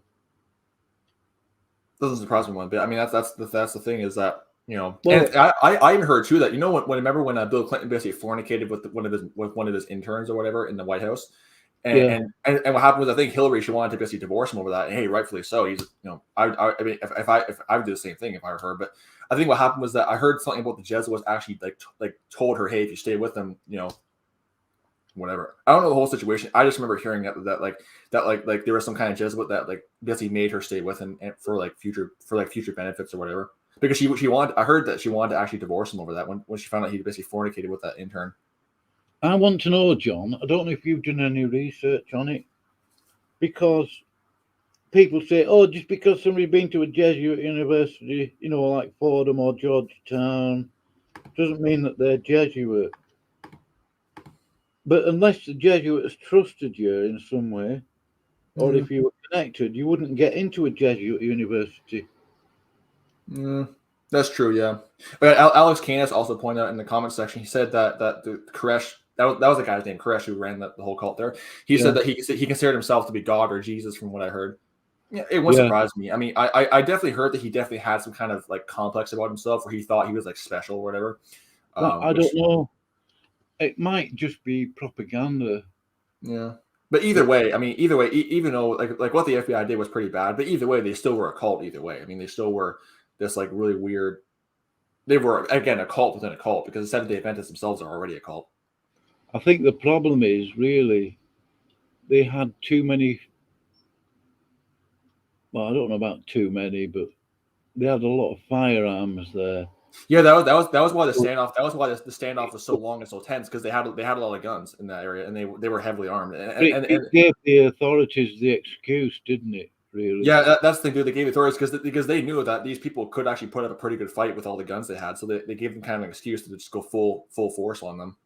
But the problem is, you see, I mean, some Americans wouldn't agree, but I would, if I was living over there and I was armed to the teeth, I would never tell anybody what weapons I had, how much ammunition I had, or anything like that. I'd let people find out last.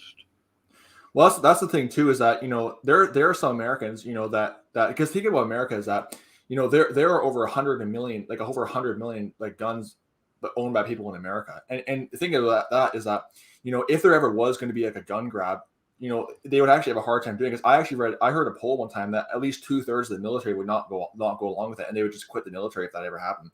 And not to mention all the police officers that would quit too. So they would lose a lot. And then the ones that would still enforce it, I actually read a poll that most gun owners would actually shoot at people that try to take their guns. I mean, I read a poll.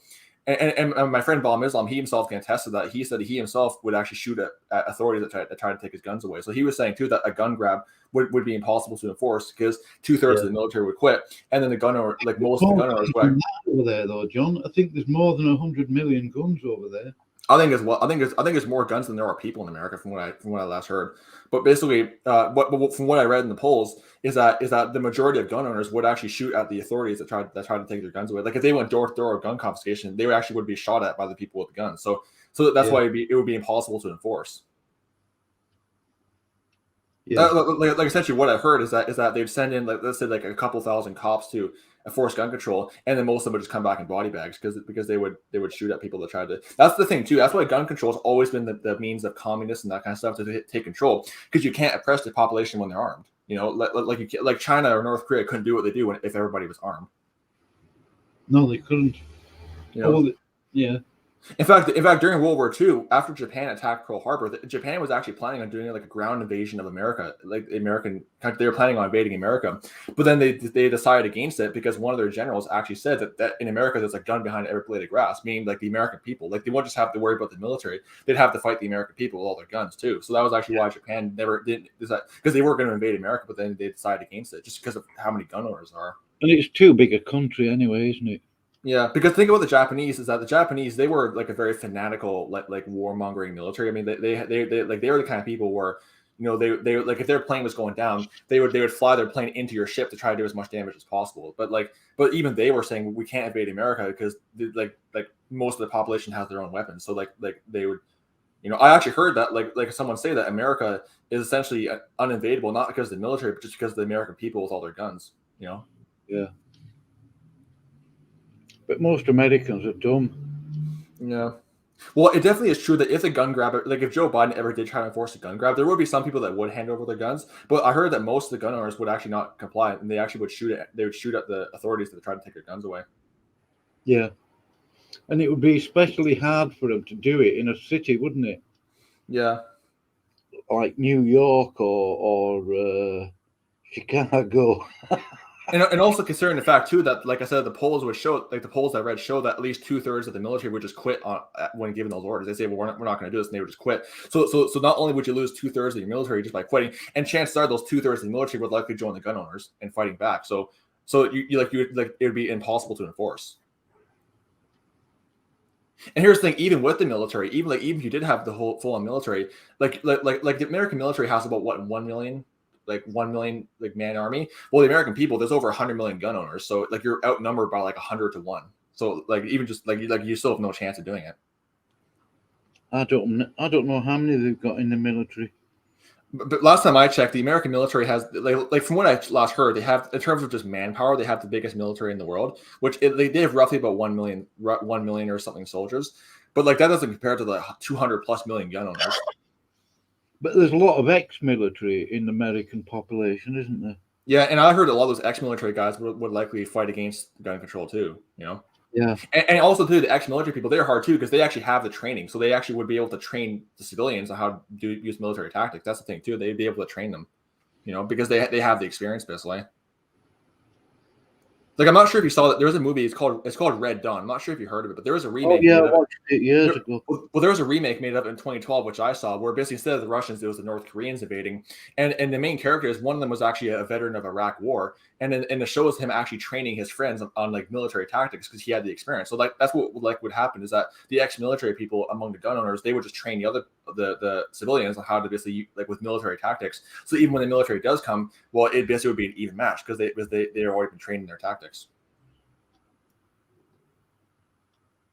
And then likewise, the current soldiers that would have quit too, they would also help train in military tactics as well.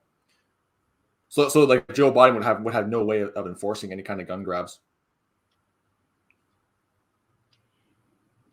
And plus too, just also too, like whenever the authorities keep seeing them come back in body bags, it just emotionally it damages you when you realize like when you see like I heard of one case like during the Afghan-Soviet war, like the Soviets, like, you know, it was just mentally damaging for them to see you send about 20,000 guys and like half of them come back in body bags. You realize like, is it really just worth it at this point?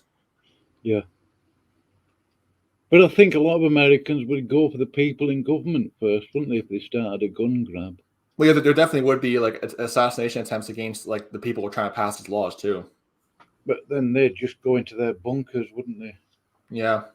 Well, for example, when it's kind of fun too. This is actually how really like the American government, they really have no, when you really get down to it, the American government, they're actually afraid of the American people. Because remember when that Capitol siege happened, believe me, those politicians, they are terrified. I mean, I actually listened to some of the testimonies. They were afraid for their lives. I mean, like that's kind of the thing too, is that if the American people were to really rebel against them, the government they'd be afraid. I mean, because the Capitol riot, I mean, the Capitol siege, I saw pictures of these politicians just terrified of what was going on. So, you know, they know what could happen. And this wasn't even the American people. This was just a mob of like a couple hundred Trump supporters, and even that, and they weren't even armed. That was enough to just terrify them. Like what's that girl's name? Alexandria Ocasio-Cortez. She made this whole video on Instagram about how she was afraid for her life and she has PTSD now. You know, because these yeah. I just love how thin-skinned they are. I just love how thin-skinned these people are. It's like, you know, they're in the securest area ever. You know, I also love it too when these same people think they have the right to talk about sacrifice to military veterans when you're that thin-skinned. Seriously. Like me personally, I honestly don't blame it when military people get kind of pissed off or get kind of upset, excuse my language, when they hear politicians talk about sacrifice when they themselves have never actually been through what military people have gone through, like in other countries. Mm. Like, for example, my grandfather was a World War II veteran. He had one crazy story where he was repairing an airplane. He was a mechanic. He fixed airplanes. And there was one instance where a German airplane just came over and shot at him while he was trying to fix an airplane. He like narrowly missed and got to cover in time. You know, that was during World War II. My grandfather, he was a Canadian Air Force veteran.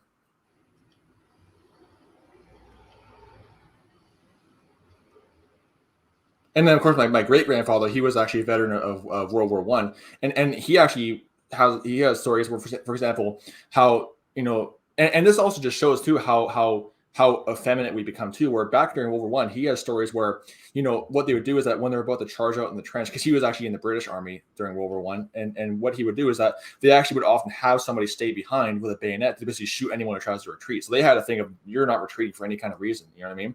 So that's kind of how they were back then. You know, that's kind of how thick skinned they were back then. Now today, people are just so thin skinned, it's crazy. You know? Yeah.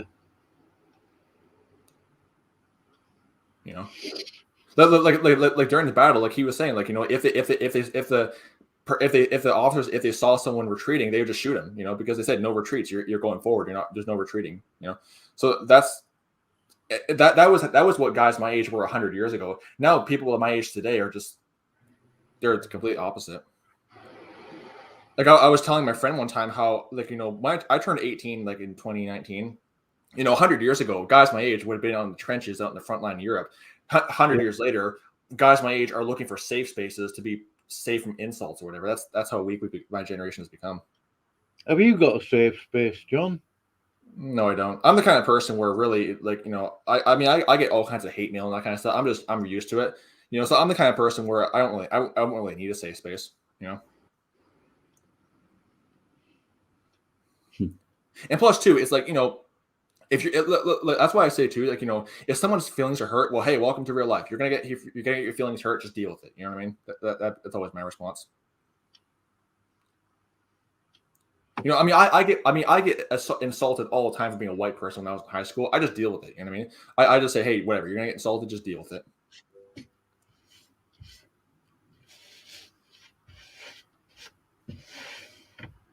Oh yeah, Alex Canis, he brings up a good point as well. There would likely be a split between the pro and anti-gun supporters. I agree with that. And it's kind of funny too. I want to say this about the anti-gun supporters. I always find it really funny when these celebrities come out in support of gun control, because these are people who live in these gated communities with armed guards. But then they say the average people should not have guns. It's like what a hypocrite they are. Like seriously, like if you're a celebrity, what a hypocrite you are. You live in gated community, you have armed guards, but then it's wrong to own a gun. Meanwhile, you hire people with guns to protect you. What absolute hypocrisy. Plus, too, think about these celebrities that they live in these like big, huge, these gated communities in Beverly Hills, Hollywood. They don't know what it's like to be your average working class person in North America, and how you know the dangers you can be exposed to. You know. But I just love it when people who hire armed guards to protect them say you shouldn't own a gun. Meanwhile, they hire armed guards to protect them. Like they should be consistent and say, "Hey, no guns." So basically for them, it's guns for me, but not for thee. You know, I just love that hypocrisy there. That's why whenever celebrities talk about issues like politics, I don't take them seriously, because they really have no reason to say anything about it. They have no reason to open their mouths at all.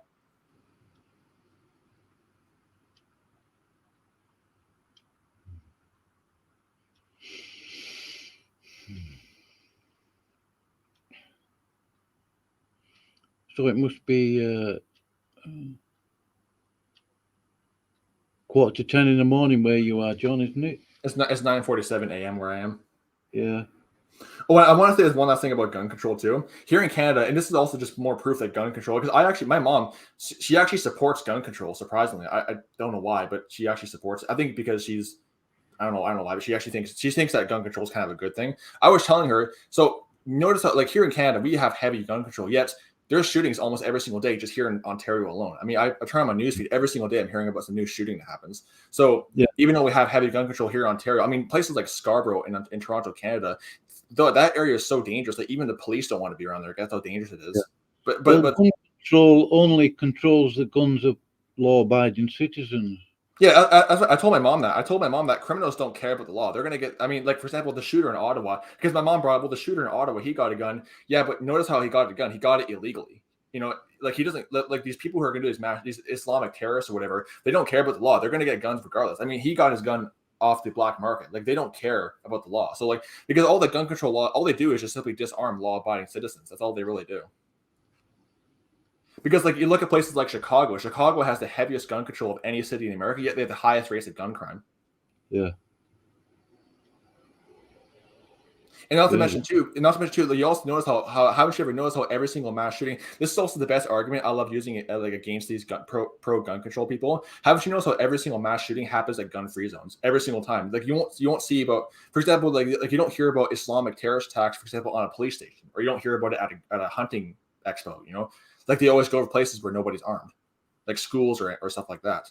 They'll never attack somewhere where everybody's armed, like a police station or a hunting expo or something like that. Or like with Waco, Texas, that place was so heavily armed, they had to bring in the military because that place was so heavily armed. So I don't know. I mean, the trouble is with the Americans, they love to hype things up, make things sound and look worse than they actually are. Yeah. And I think just their presence there proved to the ignorant, really, that. Yeah. I mean, they weren't doing anybody any harm. They hadn't attacked anybody. Yeah. If their pretext to Waco was, oh, they had a lot of guns, well, hey, that's welcome to having the Second Amendment. You can have guns, you know. If you don't like that, well, just don't live in America. But they had them legally, I think. Yeah, they had them legally. Oh, yeah. I'm sure they did. Yeah, but I actually heard that, for example, the boss, the Oklahoma City bomber, he actually was like, one of his motives was because of Waco, because he was saying that the government is becoming too powerful. He wanted to essentially fight against the government. That was one of his motivations for doing it. Was Waco. In fact, Waco was kind of a big like campaign rally for many anti-government groups, saying like this is what the government is like when they want power. And that was back in 1994. Think of how bad it is now. That was back in 1994. I can't remember about why that Ruby Ridge thing started. Yeah. I don't know. That was bad. Yeah. And like, you know, I think the reason why the FBI was so heavily criticized too is because they killed children too. That was kind of the reason why they're so heavily criticized, because they went after children.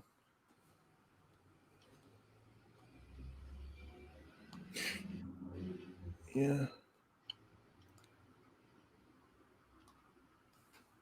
It's also funny too when people say, "Oh, we need assault weapons bans." Well, again, studies have shown that those don't help either, because there was actually an assault weapons ban, because most gun crime is not done by assault weapons. It's done by like handguns and stuff like that. Like you won't walk down Chicago and see some black guy or gangster where carrying like an assault rifle. You won't see that.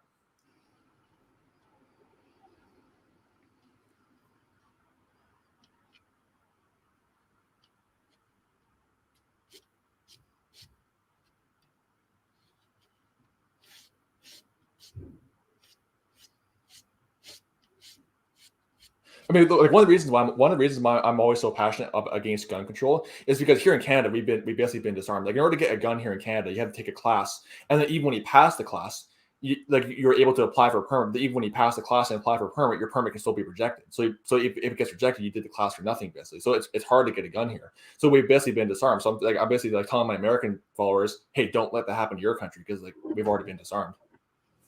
I mean, you can buy a gun, but it's hard to do so. And even when you do have a gun, you have to keep it concealed. It can't be loaded. You can't open carry. You can't have it with you in the car, or you can't have it with arms reaching the car. All these other things you can't have. Which is funny, because back in the 1930s, you'll see pictures of kids holding hunting rifles, because everyone had that back then. But now today we've become so soft and effeminate.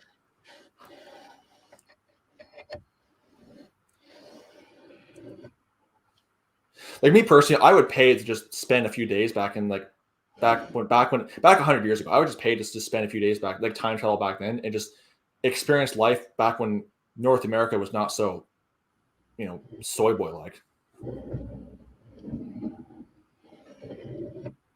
Basically back when things were right, essentially. Yeah.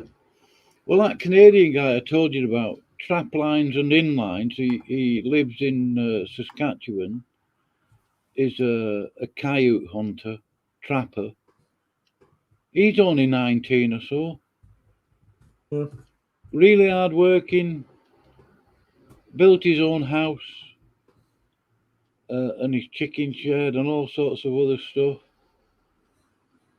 Working mad hours at -50. And he's 19. Yeah. 20.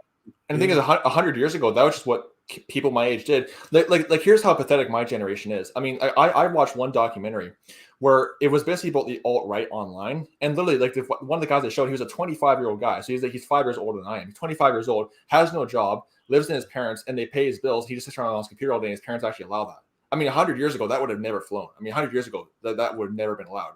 But like my generation today, a lot of them, you know, because again, when I applied for my job at Walmart, I was the only one of my generation who did that. Like nobody else from my generation. Well, there was one other kid from my generation, but like everyone else was like from older generations. Because my generation is just very lazy. They just don't want to do stuff. You know, their idea of exercise is getting up off the couch to fetch the TV remote. That's their idea of exercise. I'll only tell you one thing about this guy, Johnny. Does swear a bit. No. Well, if he's lost, then I don't expect him to not to. Yeah. The thing is that when you listen to lost YouTubers, you know, just expect some ungodly stuff, because that's just what happens. Like you can't expect. It does swear, but it's not. It's just part of his sort of normal way of communicating. Do you know what I mean? It's not like vindictive swearing. Yeah, and the thing is, I think it's too, like, we're not condoning language, but you know, just what happens, you know. Oh, also, Alex Canis pointed out something too in the comment section, which is actually a very good point. He says that antidepressants have played a critical role in most mass shooters' psychotic behaviors. That's actually very true. Like, you look at a lot of these shooters, a lot of them are heavily drugged up. I mean, a lot of them are on all kinds of, like, for example, the Columbine shooters. There was actually an autopsy done on their blood. What was in their blood, and they had all kinds of psychotropic drugs in their bloodstream. Like all these shooters, like were on psychotropic drugs. You know, like for example, the shooter at that black church in Charleston, North Carolina, he was on psychotropic drugs too. You know, that's also why too, like they can do these kind of horrific acts and not have any kind of the emotional kind of like emotional kind of like burden on them. Because when you hear people like screaming agony, like you kind of just can't, like when I hear it on video, like when I see it in movies, I can't like kind of bear to watch it. So like the fact they can just do these acts and have like no emotion just shows they're on some kind of drugs. There's no normal human does that and not have some kind of emotional burden on them. Yeah. Can you see his house there, John? Yeah. Oh yeah. So you're saying this guy's only 19 years old and he did all that? About 19. I think. I can't remember now. Yeah. Very young lad though, it's obvious. Yeah, that's it again there. Yeah, he definitely, based on what I'm seeing about him, he definitely looks close to my age at least. Yeah.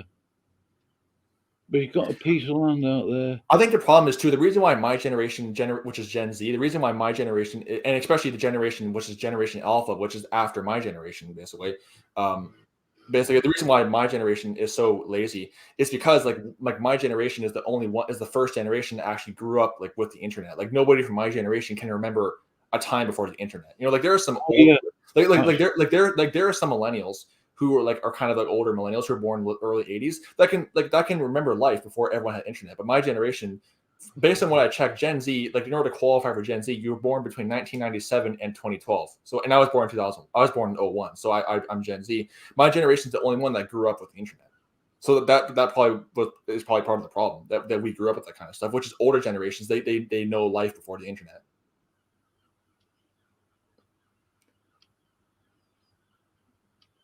Like there are some millennials who are like in their 40s and they can remember a time before everybody had internet access, before everyone was walking. I mean, heck, even like I'll even say this, even I can remember like time before everyone had their cell phones. Like because I grew up in the early 2000s, so I can sort of remember time before everyone just carried these little touchscreen phones everywhere.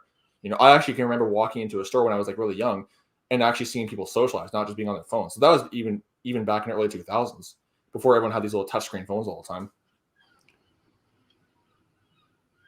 In fact, I remember my dad owning a flip phone, which is kind of funny. So even I can like vaguely remember, you know, life before this technology induced world we have.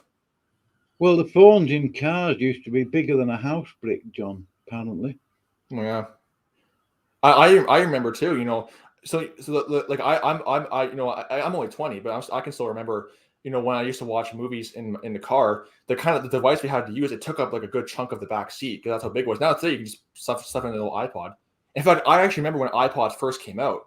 I remember like the first time they came out, I thought it was pretty cool how it was touchscreen. So it's like, but now today, you know, everybody has them.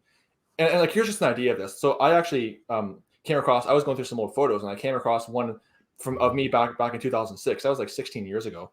I was like probably about 5 years old, the photo. So I remember, so basically I went to this park I used to go to all the time as a kid. And when I would go there, I mean, it was always packed every time I went there. Well, I fast forward like 16 years later, I actually revisited that park now as an adult, and I came there, and it was like there's like nobody there, and I'm thinking like, where's everybody? Because the day I went, it was a pretty nice day, and like normally, like if it was 16 years before it, like it would have been crowded. So I walk around, it's like no, the only person there is like some older lady who's like singing a song to herself. So now I walk around the neighborhood a bit more, and I see all the kids are just inside on their little Xbox and the computers. So I'm thinking like, well, there they all are, you know. I remember even at one time asking, I actually walked up to the old lady. I asked her, like, where are all the kids? And of course, I explained to her I used to visit this park a lot when I was younger. And she just said, oh, they're inside on their computers now. I'm like, oh, that explains a lot. Because that day was a really nice day. I mean, it was the kind of day where you'd want to be outside. Like if it was 16 years ago when I would have done there, like it would have been crowded back when I went there. But now it's just like everyone's inside. And then their idea of socializing is playing some online video game, talking to their friends. That's their idea of socializing.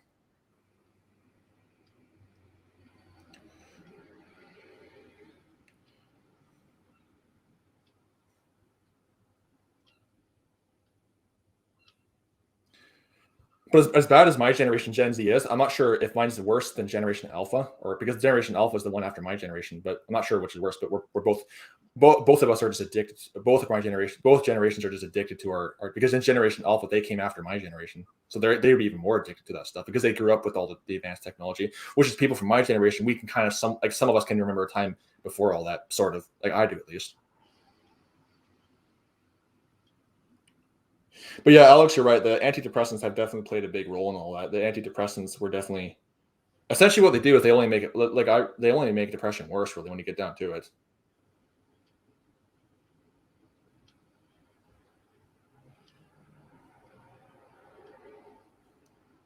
And you also look at a lot of these shooters too. You know, it's like a lot, like almost all of them are on some kind of psychotropic drug. That's all that is. Hence why, you know, they do what they do because they're not thinking straight.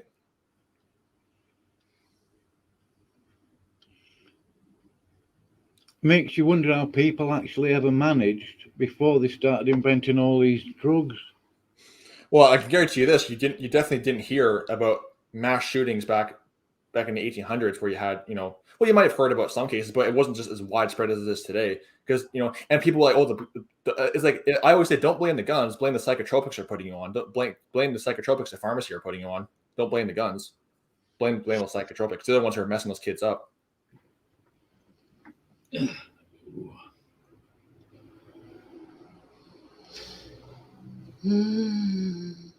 I even heard too, the reason why a lot of these pharmacists and doctors commit suicide is because they have so much guilt. Because I think a lot of them just know that they're poisoning people, and they have so much guilt.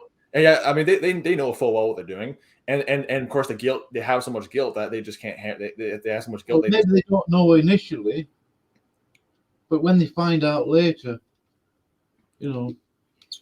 Because the problem is too is that when you're knowingly doing something like when you're knowingly doing evil to somebody like that, and like they don't know it but you do, like eventually the guilt just keeps building up, and eventually you just can't take it anymore, and you just end yourself because you have so much guilt this way. Why? Because the Bible says the sorrow of the world works death. You know, if they have sorrow of the world, and then they basically they end themselves. Because if they had godly sorrow, they would get saved. A lot of it is compartmentalized, John. Yeah. But eventually, when they find out what the bigger picture is, then you get them rebelling, don't you? Yeah. Well, the thing is too is that if I was a doctor, and let's just say I was a doctor and I got saved and I found out what was going on, you know, I would at least tell my patient, like I'd call my patient in. I would tell him, hey, I'm taking you off these drugs, and he'd say why. I explained to him why, and I would just tell him, and I'm sure, you know, of course he might be shocked, obviously, but I would just tell him, hey, I don't care what happens to me. I'm just telling you why I'm taking off these drugs, and I explained to him why. The next doctor you see, make sure like when he gives you drugs, don't take them because this is what they do to you. And you know, whatever happens to me, I at least my conscience will be clear, knowing that I did the right thing.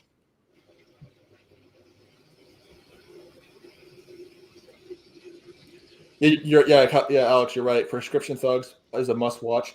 Yeah, you're right. The Columbine shooting was inspired. Most of the school. Yeah, exactly. The Columbine shooting inspired a lot of these school shooters, and all these other school shooters were on these psychotropic drugs too. So, Oh, John. Hold on. Wait a minute.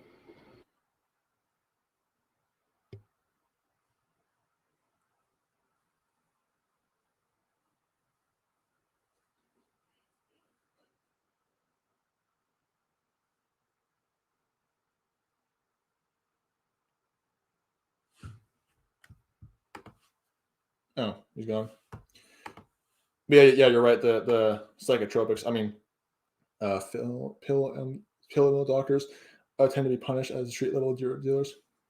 Well, essentially, like here's the thing, Alex, is that you look at the Greek word for and I'm not the kind of person who just goes back to the Greek all the time, but you look at the Greek word for pharmacy. It's pharmakia, and it basically means, like, the word literally means sorcery. Like, it means sorcerer. So when you're going to the pharmacist, you're essentially just going to a sorcerer because the drugs are just mind control. And when you really get down to it, the pharmacist is no different than a drug dealer on the street. The only difference is that one of them wears tattered clothes, the other one wears a white coat. That's the only difference. But he's still just your average drug dealer, just with a white coat on. Oh, and also with a title of doctor or some kind of PhD or whatever. But that's all that it is. He just, like, I'll put it this way: he's just simply an educated drug dealer. You know, he has an education, and but he's still dealing drugs to people.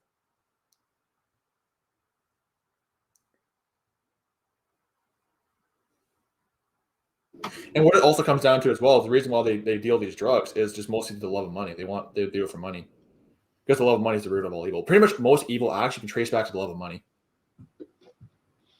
Well, there's trillions in it, John. Yeah, that's the thing too. Is like you can find examples where somebody will stab their friends in the back, or like you find examples where somebody who like I watched a movie one time where this person was like supposedly working for the royal family, and he ends up stabbing them in the back to join the Nazis. And he said, "Oh, they said, oh, you betrayed Britain. Why'd you do that?" He says, "Well, there was too much money involved. I want the money." And so, like, also what comes down to, like, people will do anything for money. That's the thing. I mean, the whole thing is there's people it's called contract killers. There are people you can just hire to kill somebody because why? They love money. You know, so you can hire a contract killer to kill somebody, basically. So people will do anything for money.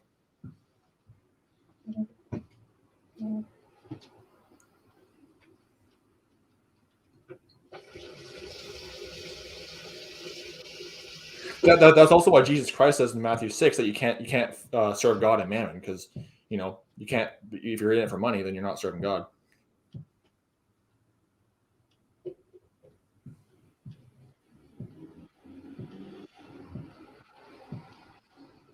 William, when you move to this new place that you're going to, John, will it have better internet? It probably will, yeah. I mean, it's a smaller town, so it's like like reason why I'm like kind of looking forward to it is it's a smaller town. It's more peaceful. It probably will have better internet. Who knows? Because there'll be less traffic around there too. Because in my area, there's like especially with the COVID-19, because there's so many people using the internet, it was like overriding the system, essentially. And I think even now with the weather, the reason why I'm having bad internet now is just because the weather. People are just hunkering inside. They're just on the internet all day long.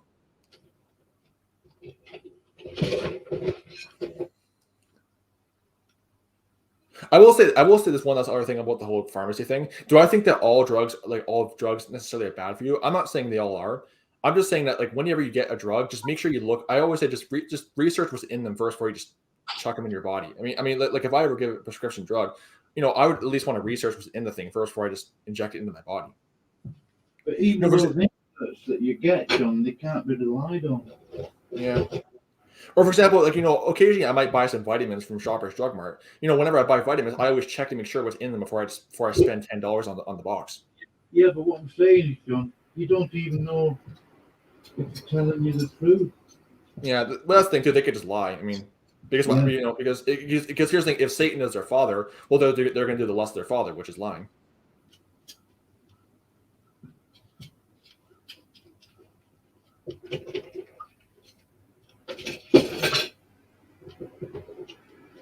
And also, too, I will say this: a lot of these so-called mental disorders are not mental disorders. A lot of times, it's something wrong with them. But like what happens when they come with these mental disorders? What happens is that you have a group of people sitting together and they just make up some mental disorder, like ADHD or something like that.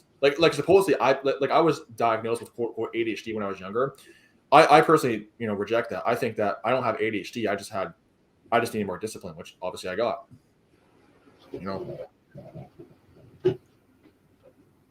So that's why I say that I do believe, like, for example, I have autism. I have a mild form, and I believe it's just because my mom got my birth mother got vaccinated because I am adopted, but my birth mother got vaccinated. That's why I think I have autism. But like with ADHD, when I got diagnosed with ADHD, I'm thinking like, whatever. But I personally think I don't have ADHD. I just have a hyperactive mentality.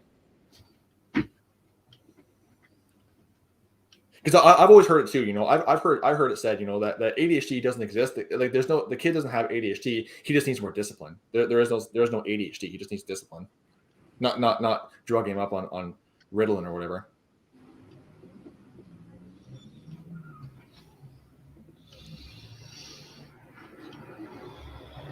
Like, for example, when a kid goes to school, kids are not meant to just be sat around for 8 hours like that when they go to school. I certainly didn't like that. So like instead of just sticking on Ritalin, how about you just take them outside? How about you do classes outside? Don't just stick them on Ritalin, because kids are not meant to be cooped up and sitting on a desk for 8 hours or 6 hours a day, however long school lasts. I know for me, like elementary and high school for me lasted like 6 hours roughly a day.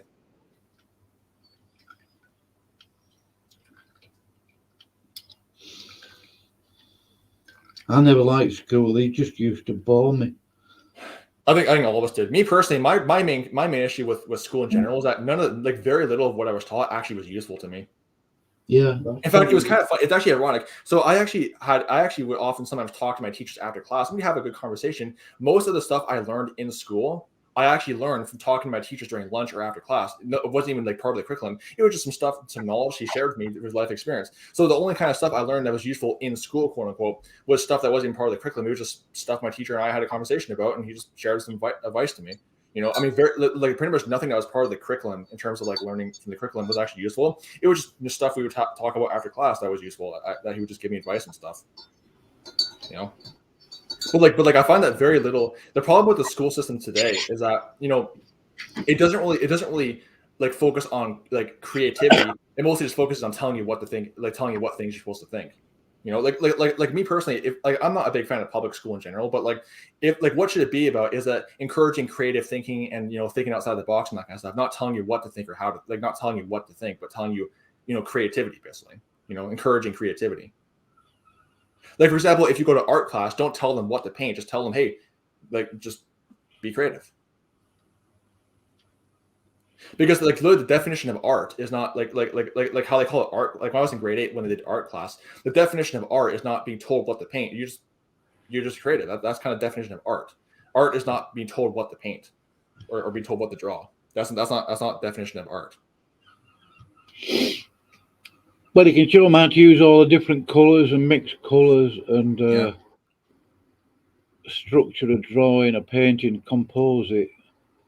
Yeah, but the rest is up to them, really, isn't it? Yeah, in fact, I'll even say this. I'll even go a step further. I remember one time I was in grade 8. We actually did have art class, and one of the students actually like spent extra time trying to make his thing look really good and kind of artistic. He actually was shunned. Hey, you got to get it done before the deadline. Well, again, you can't rush art. You know what I mean? I heard it saying you can't rush art. Well, it's like he would like you can't call it art class when you're rushing it. The kid wants to make it creative. Well, let him do it. That's what art is. So like the fact that they're rushing him, it's like, well, that's not art. Like you can't, like I heard it said, you can't rush art. That's just not how it works. You can't call it art class if you're rushing it. That's just not how it works. Like all the famous paintings, they weren't just painted within a couple hours. They didn't have a deadline that when they finished painting, they just did it. And when they finished whenever they finished. Plus, I was surprised they weren't actually like this kid. He was really good at painting, so I'm actually surprised they weren't encouraging him. Hey, you're really good at that. They were just rushing. Hey, you got to get it done. Hurry up and get it done. Like I'm surprised they weren't, because he was like his painting was like up there with really professional type stuff. So I'm surprised. Like if I was a teacher, I would have been encouraging. Hey, you're really good at that. You should keep it up. Not just rushing him and pressuring him. Yeah, well, they don't like people with talent, do they? Really, the school system. That's the problem too. They don't like it when you're thinking outside the box. They tell you what to think, not how to think. Yeah. And the thing is too is that school today, like back 100 years ago, there were cases where schools in America actually had gun training classes. Now today in schools they tell you against guns. That's how dumbed down it is today. Like I guarantee you, like if my grandfather was still alive, he was in his 90s. He was 91 when he died. If he was still alive today, and I was just to take him, he was like I guess visit my elementary school, he would not even recognize that Canadian schools today than when he remembers going to school as a kid. He wouldn't even recognize it. It's just so different. Like instead of being taught how to handle a gun, they're being taught that men who cross-dress and think they're women are somehow women or whatever. And you should let them into the bathroom with your teenage daughter because if you don't, you're transphobic.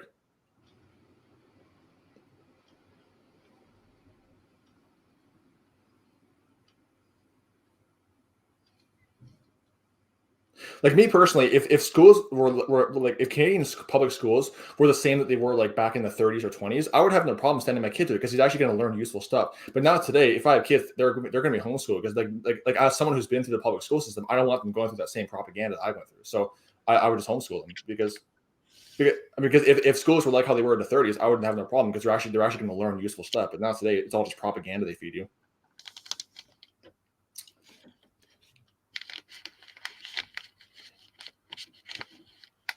And then the thing about like education is that school should be the place where exchange of ideas happens the most. But in my case, it wasn't. I mean, like when I shared my opinion that, hey, I think marriage is between a man and a woman, I got shunned for that.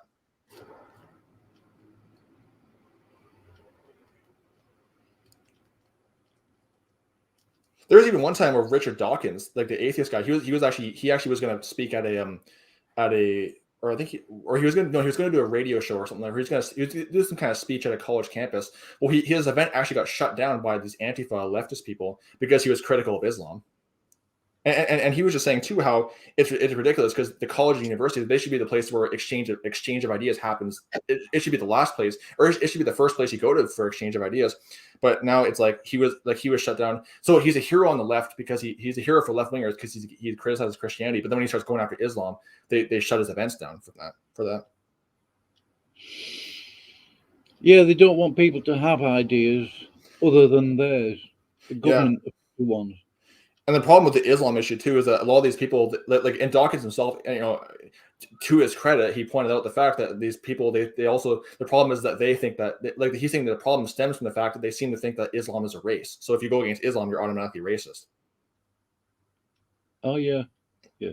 Because you look at people, they'll say, "Oh, you're racist." Well, it's like, well, again, what race is Islam? Well, they seem to think that Islam is a race. I guess they associate with Arabic people or whatever, even though there are many non-Arabic Muslims. Yeah, well, you got Muslims all around Asia, haven't you? India, well, I mean, Afghanistan is a Muslim state, and they're like all Pashtun. They're not Arab, or Iran. They're all Muslim too, and they're all Persian. They're not Arabs. I mean, Somalia is like 99%. Like I heard Somalia is like 99.9% Muslim, and look, they're all Africans. They're not even Arabs at all. They're not even closely related to Arabs, but they're like 99% Muslim over there. Same thing with Nigeria. They're like 50% Muslim over there. In fact, I'd even argue too that most Muslims are not even Arabs because the majority of Muslim states are in places like sub-Saharan Africa or Central Asia where there's no Arabs, or Persia as well.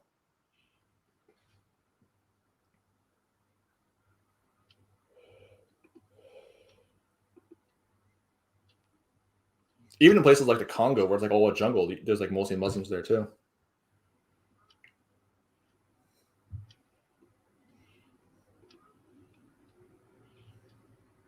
Oh yeah, also Indonesia. They're like mostly Muslim too, and I think they're East Asian. They're mostly Muslim over there too. Oh, and Malaysia and Bangladesh and everything else. In fact, I'd argue that most Muslims in the world are not even Arabic. Most of them are from other places that were part of the Islamic conquests. Like for example, India, they have the largest they have the largest Muslim population for a non-Muslim majority country, basically.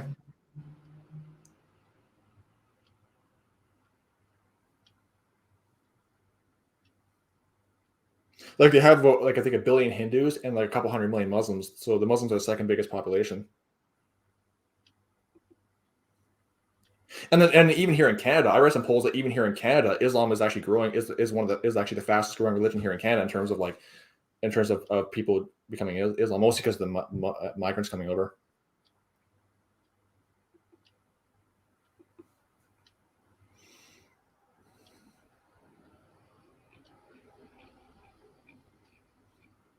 But here's the thing too. I'll say this as well. Whenever you hear about, like, for example, when Iran says over like 99% Muslim, I'd argue too that most people who say that Muslims are only saying that because they don't want to get arrested. Because in these countries, it's illegal to not be a Muslim. So whenever you hear about, there are this many Muslims, I argue that there's many Muslims who are not Muslims. They just say they are, so they're not persecuted.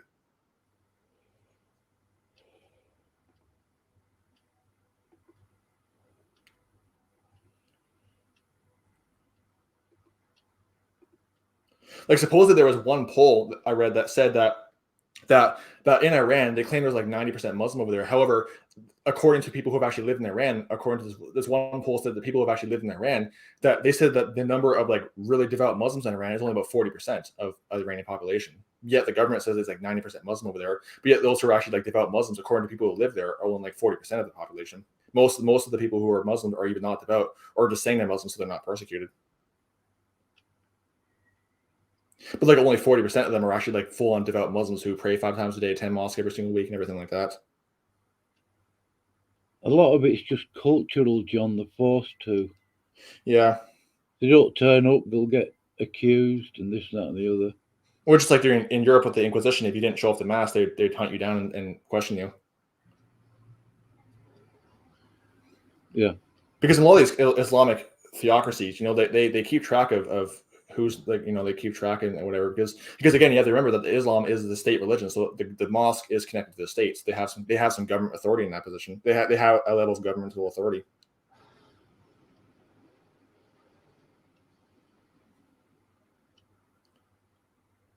And the thing is too is that I even learned too that even when you have a state, like for example with Britain, they have the Church of England as their state religion, but the state religion is not like enforcing other people. Like they still have religious freedom. But with Muslim countries, they go beyond just having a state religion. They have it where it's state enforced, basically. Yeah, it is a state enforced religion, isn't it? Yeah, because England, they have the Church of England, they have it as their official state religion, but it's not enforced on anybody. Which is what in places like Iran, they have Islam as a state religion, and it's enforced, basically, like it's state enforced. Oh, my cat. Oh, meow, meow. Oh, he likes being in the sunlight. I think it's warm for him.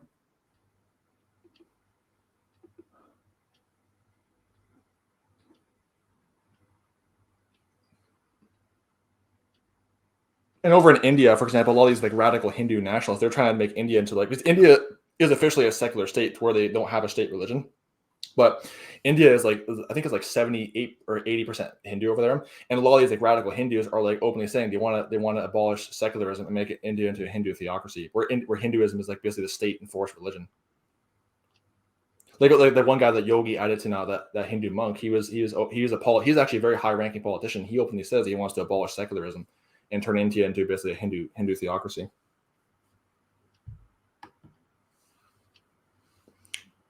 Alex Kana says Islam is based in legalism while Christianity is based on grace. Arianism highly influenced Muhammad after his adherents were exiled by Pope Leo.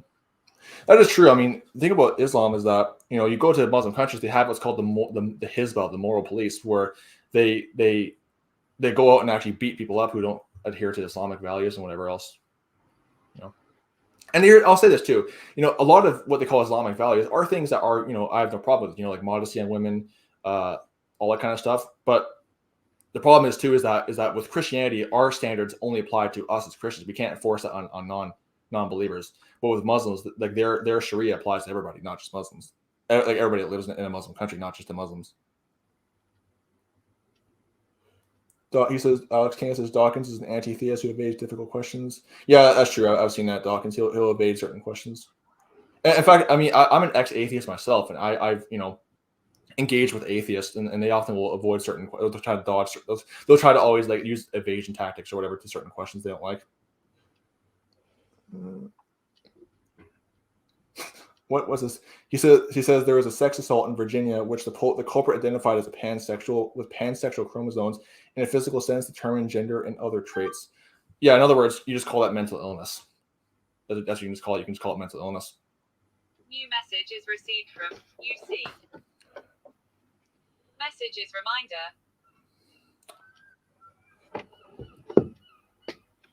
Oh, so it's kind of funny. My eyes have become so adjusted to the sunlight that when a cloud just went over the sun, it just went totally dark in my room because I guess I've been so adjusted to the sunlight. Yeah, but you're right, Alex. Islam is definitely based on legalism. That is true.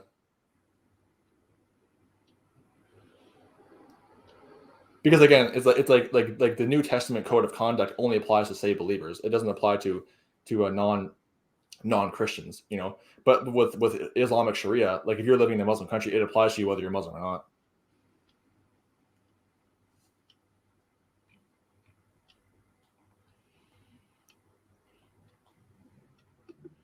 And that's also one thing that's always made kind of Baptist Christians like distinct from other like groups, is that Baptists have always stood for the concept of liberty of conscience, you know, church-state separation, and always stood against like the idea of forcing our morals on somebody else. Like they knew that, you know, you can't expect somebody who's not Christian to adhere to that. And that's what always had. In fact, John Clark, he was a Baptist. He was one of the you know, ideological fathers of the idea of liberty of conscience. He was a Baptist. The reason why too is that many of these Baptists they came to America to obviously escape the persecution in Europe by Rome and also by many of the Protestants too. So they knew what it's like to when you have a state theocracy like that. They knew what it's like.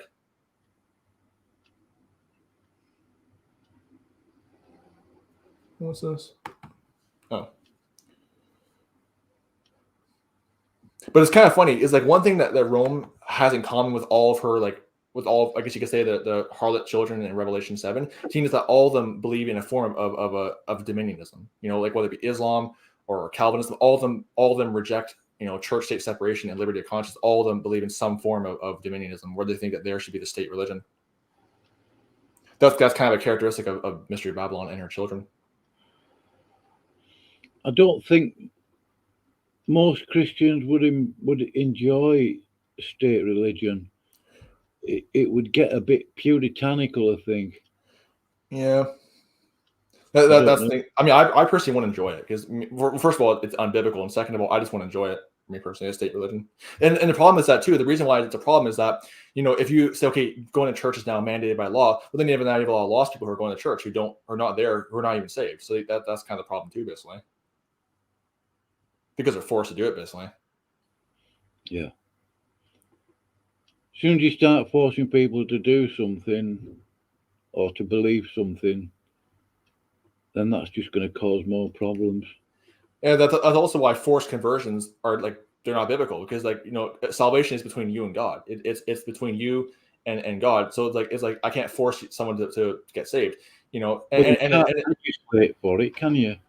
Yeah, and that's kind of thing too, is that when you hear the reason why the whole Spanish Inquisition was started was based on the suspicion that people they forcibly converted to Catholicism, mainly Jews and Muslims, were not really converts. Why? Because their conversion to Catholicism was not legit. They were still practicing Judaism and Islam in secret. So that was why it was started. Because that's why forced conversions don't work, because it's not legit. They're like once you leave, they're going to go back to their mosque or synagogue or wherever else, because they're not legit.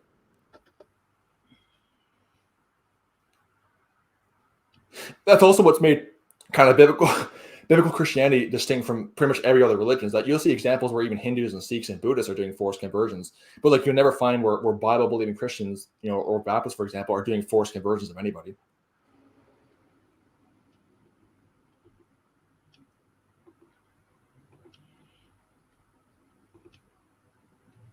Because salvation is not joining an organization or this or that. Salvation is between you and God. It's not joining any kind of organization.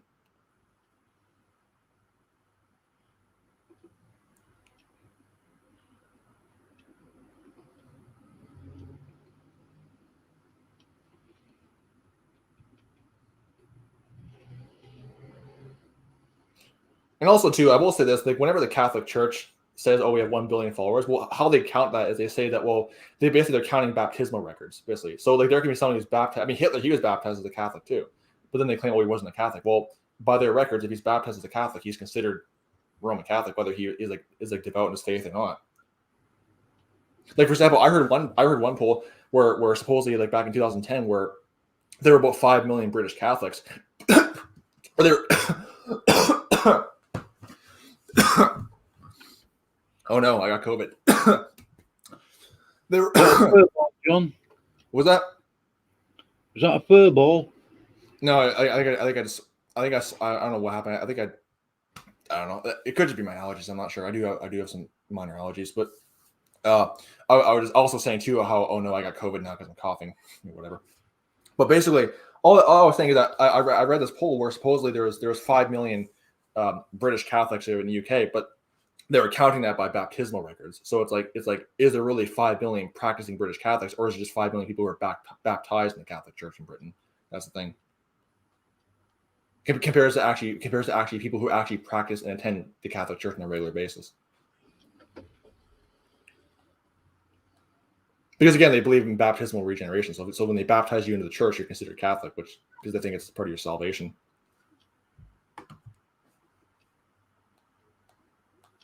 Or it's like when you're a Muslim, when they force you to take the Shahada, then at that point you're counted as a Muslim, well, regardless if it's legit or not.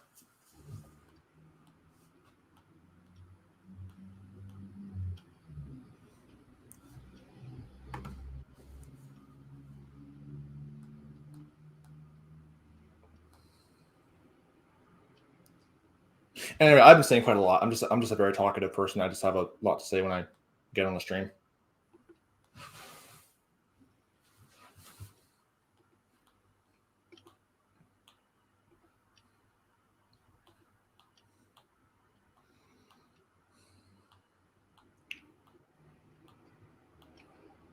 I will say this. I'm also kind of just shocked at how, what's his name, Fro, the Catholic guy, how he actually is just trying to defend the Spanish Inquisition. I mean, like you can. What was that? It's insane, John. Yeah, I mean, it'd be like me trying to defend, it'd be like if I was a Muslim, me trying to defend, what the ISIS Caliphate or whatever. Like that's no different. Well, initially, he made the claim that the Inquisitions were humanitarian. Then they ended up in a debate with the Smoky guy, and they changed it from the Inquisitions were humanitarian to were the Inquisitions ethical, which changes the whole complexion of the debate, really, doesn't it? Yeah. Because there's a massive difference between humanitarian and ethical, I would say. And the thing is too is what is described like again, the whole thing of ethical is that it's kind of a subjective term. Like what I consider ethical would not be what he considers ethical. You know what I mean? So it's kind of a subjective term as well. It's kind of subjective as to who defines it and how they define it. Yeah. Because like for me, ethical would be peacefully going and preaching the gospel. But for an inquisitor, ethical would be torturing him and forcing him to renounce heresy or whatever. Like how we define ethical would be completely different.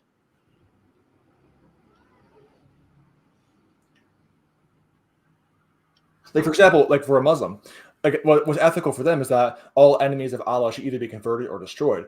For me, as an ethical, I would say, hey, try to convert them, but if they don't, just let God handle them. That's so they're going to be different. What we call ethical.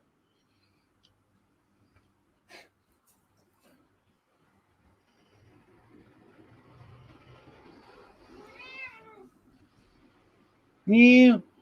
He wants. I was saying this too. I think it'd be kind of funny too if like there was a collar made that where it translates the cat's meows into like English words. That'd be kind of cool if that was ever invented.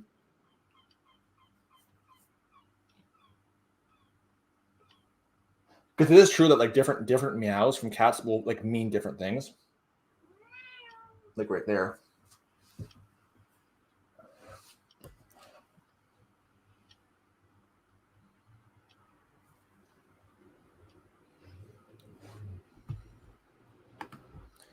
That's the even though dogs are always called man's best friend. I never liked dogs. I don't know. I just never liked dogs. I've always liked cats better.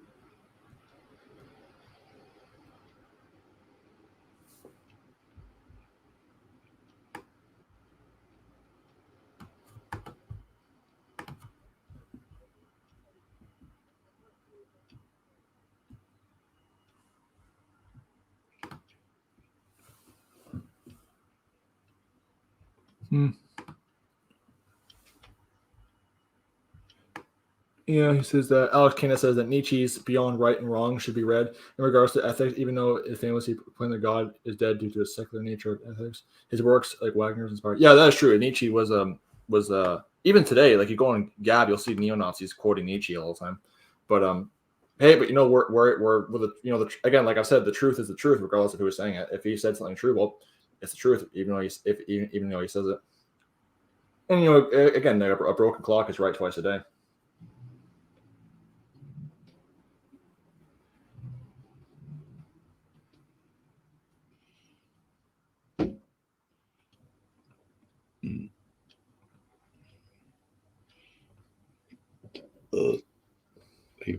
And that's the whole thing. That's what I've always said too. Like that's where I've always been kind of, like I was talking with Fro last night. That's where I've always been kind of critical of the whole, counter jihadi type movement, is that their arguments on Islam are always based on Western liberalism and often attacking Islam on stuff that Islam is correct on, like women in modesty. And you could argue they take it too far with the whole burqa thing, but women just dressing modestly, not dressing like harlots and whores all the time. For example, what was it? Like women, being at home with the kids and everything like else like that is moral, and their attacks on Islam, it's like, oh, Islam is so horrible because they don't allow sodomites to march and parade their filth through the streets. Well, that's not wrong. It's a good thing,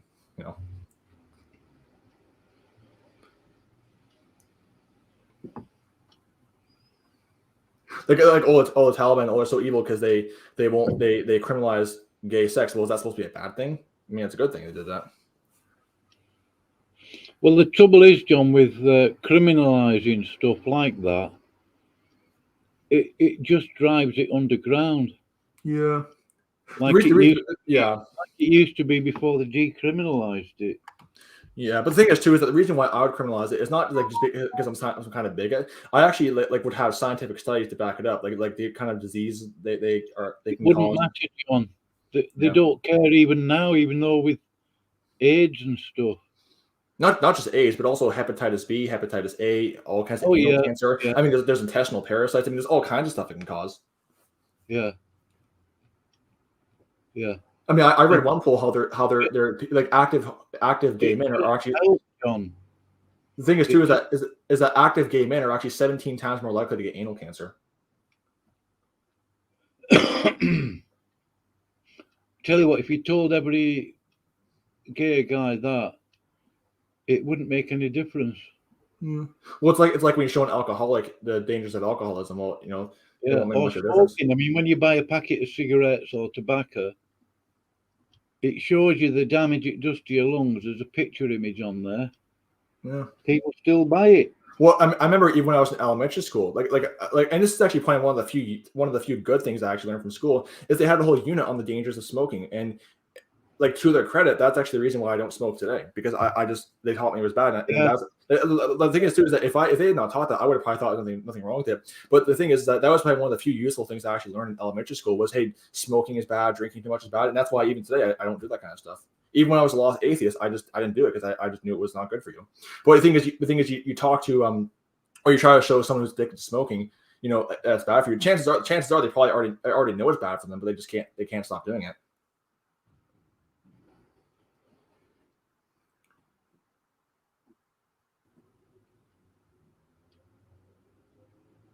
Because when I was in high school, I'd see students smoking, that kind of stuff, and they tell you even in high school they had units on how it was bad for you. Well, a lot of those guys, they knew it was bad for them, but they just kept doing it because they couldn't stop.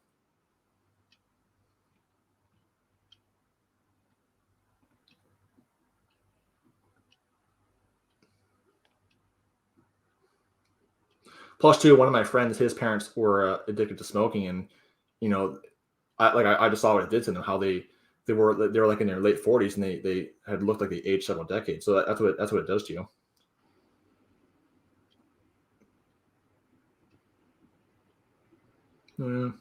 Yeah, Alex, you're true. That's true. The hormone is higher among homosexuals too. I even read too that, for example, that homosexuals also have higher rates of alcoholism and drug abuse as well. And they also have high rates of psychotic illnesses too. And also, now I guess of course the counter argument would be, well, because they're being bullied and picked on. Well, these studies also show that even in places like the Netherlands, where it's like very friendly toward gay people, even then they still have higher rates of depression and psychotic illnesses. So the thing, and the reason why they're doing it is because what they're doing is they're basically sinning against nature itself. So yeah, of course you're going to have all kinds of mental health problems because you just know what you're doing is you're sinning against nature itself.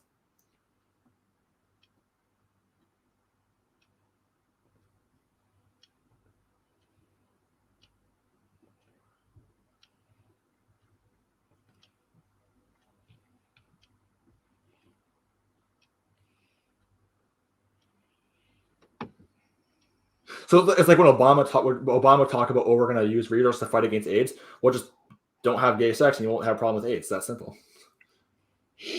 But of course, Obama people don't think like that, John. Yeah, but it's kind of, I would love it if it's how I love it for you. Yeah, but most people don't. They don't think that way. Don't take any notice. The interesting thing is too is that, you know, it's like I've actually spoken to ex-homosexuals. You talk to any ex-homosexual, they'll all tell you, yeah, it's filthy, it's disgusting, it's dirty what they do. Like they'll all tell you the same thing. But of course, you know, that doesn't phase. But like again, you talk to any ex-homosexual, they'll all tell you, yeah, it's you know, obviously ex-gays that got born again, they'll all tell you, yeah, it's filthy, it's disgusting, it's unhealthy what they do. Like they'll be the first to tell you that that's filthy and disgusting. You know, like they'll tell you it's not a lifestyle, it's a death style. Yeah. Like they'll say, like like I heard one of them say to me, yeah, it's not love, it's lust. Like they don't love each other, they're lusting after each other. That's what it is. It's not love, it's lust.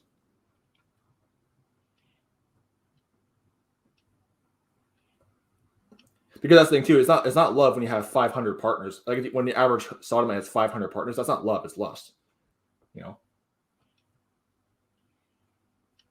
And that's on average. Like the average has 500 partners. We're not talking about people who have more than that.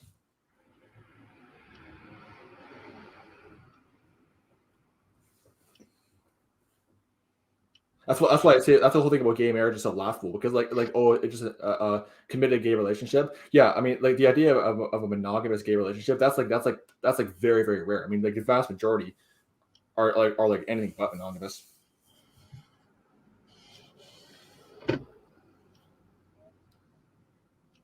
So yeah, I can understand when you have like 500 partners in your lifetime and you're doing all this kind of diverse stuff. Yeah, you're probably going to get some kind of mental illness and depression at some point.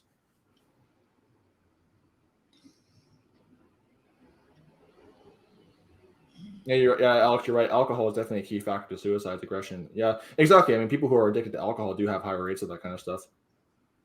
Not to mention too that alcoholism can also cause what they call hernia and also other stuff. It can cause all kinds of bad stuff.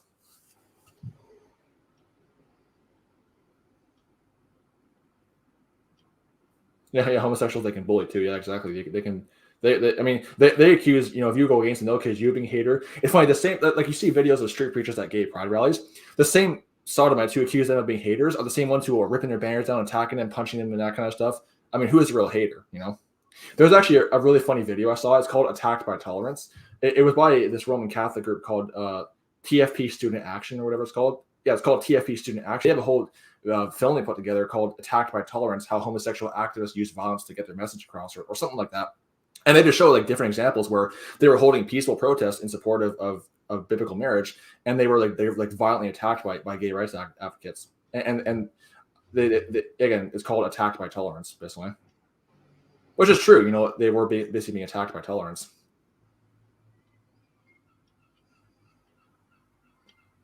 Like they're beating you up and attacking you, assaulting and damaging your equipment in the name of tolerance, in the name of stopping hate and bigotry.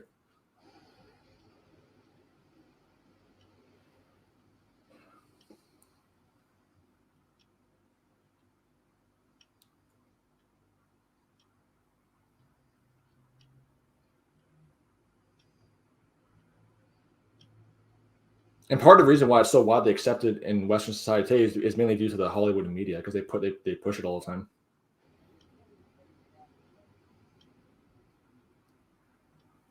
And even just last year during the summer, there were like several kids cartoons I used to watch as a young child, like what Sesame Street and Blue's Clues. I used to watch those all the time when I was like 5. Even those are like bringing out transgender propaganda and drag queen garbage and everything else. I mean, you know, why do they feel the need to put all this stuff in kids' cartoons? Well, because they're after children. That's why.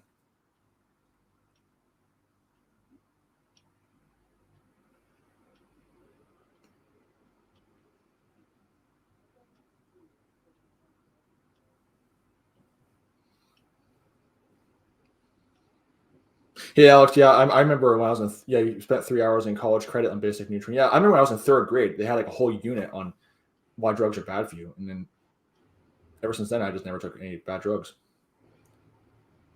That's like the one useful things I learned in elementary school. That was in 3rd grade. So that was like 10 years ago, at least 10, 11 years ago.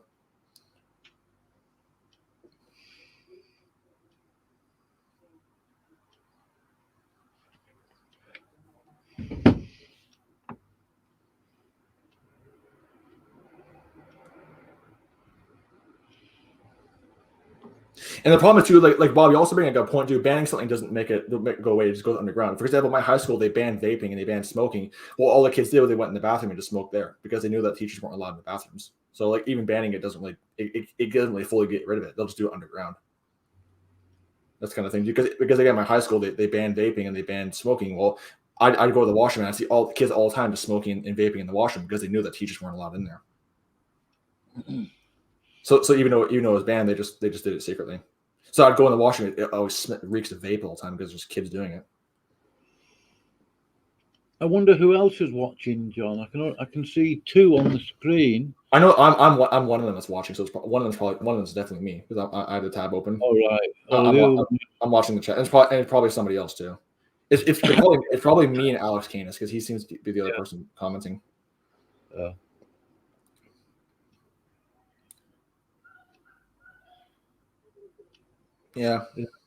Yeah, Alex, you're right. You know, James does tell us to use wine and water. That's the thing too, is that drinking alcohol itself is not really a sin. It's just when you over drink it or heavily drink it, then at that point it becomes wrong, or when you get drunk too. But like drinking alcohol itself is not a sin.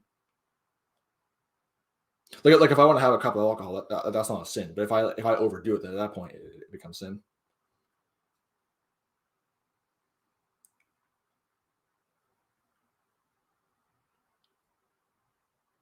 Because like where's that verse in scripture? I think it's and also to bring up the good point too, like Alex, you bring up a good point. Also, how think about that is that alcohol back then was like nothing like it is today. Like alcohol back then was not like, I guess you could say, as dangerous as it is today too. What was it? It was it 2 Timothy chapter 5?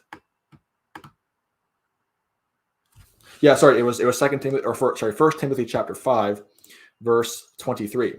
He says, "Drink no longer water, but use a little wine for their stomach's sake, and thine often infirmities." So yeah, they're wine they could use for their stomach's sake. So drinking wine and alcohol itself is not sin. It's just when you overdrink it or get drunk.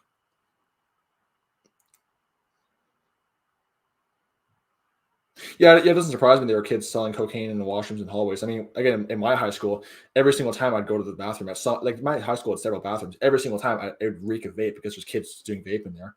Because they knew that, well, it's banned on school property. We'll just do it where teachers aren't allowed.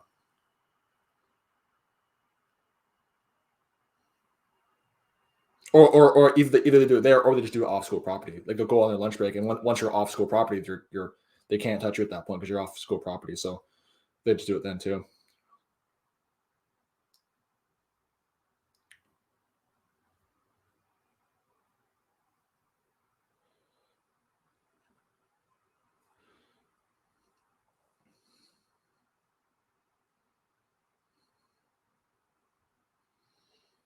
They're doing it in the locker rooms. Oh wow, yeah. I mean, my high school, they never went that far. They just did it in the washrooms because the washrooms were the only place where the teachers were not where the adult teachers were not allowed to enter.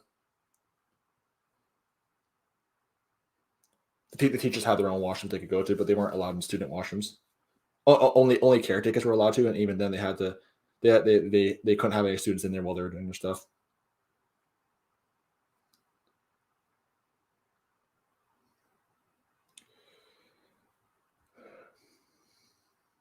But in my high school, like the punishment, like if you got caught drinking alcohol or smoking on the property, like the punishment was just instant suspension. That was the punishment. But very rarely did anyone ever get caught doing it because they did it in secret.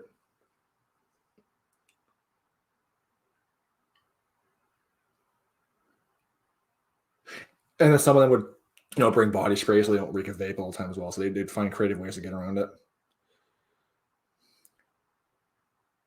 And the thing is, too, even if I did tell the principal, like, because there was a couple times where I did actually like think of telling the principal, like, hey, like they're doing this in the washroom. What could he really do? Because if you have to catch him in the act, but if you don't catch him in the act, it's hard, and you can't do it when they're in the washroom. So there wasn't much you really could have done anyway.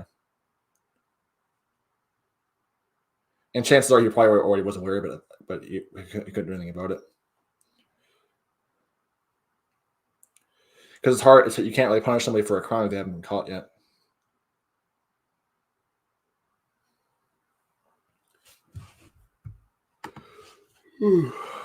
What's your next video, John, you're going to do? I don't know. I actually haven't started on. I actually haven't even done any notes for my next video yet. Oh, actually, I know what it was going to be. It was actually I was going to show some stuff about the Rich Pinkowski. Some of the stuff he was saying about another friend of mine. Basically exposing him, essentially.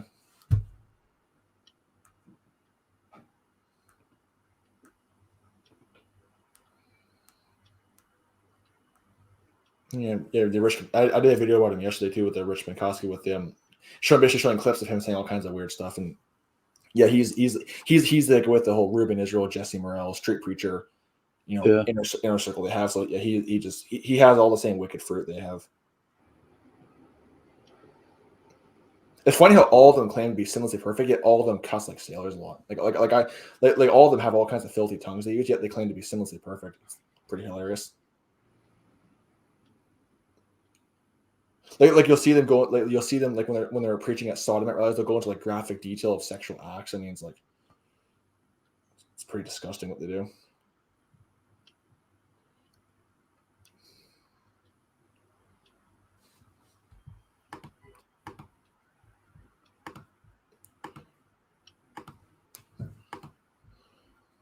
Even Watchman D, like, to give him credit where credit is due. Obviously, I think he's lost, but give him credit where credit is due. He at least, doesn't cuss when he street preaches, at least. Which, give him credit where credit is due, at least. I mean, he's still a lost hellbound heretic, but hey, at least he has some better morals than these other guys do. I don't think he's done any videos lately, has he? I haven't checked in, so I don't know because I haven't really checked in, but because I've done my stuff rebuking him, and I just if he's not going to repent, just leave him to God. But I mean I don't know what he's doing. I haven't checked in recently, but I don't know. I haven't seen him around a lot.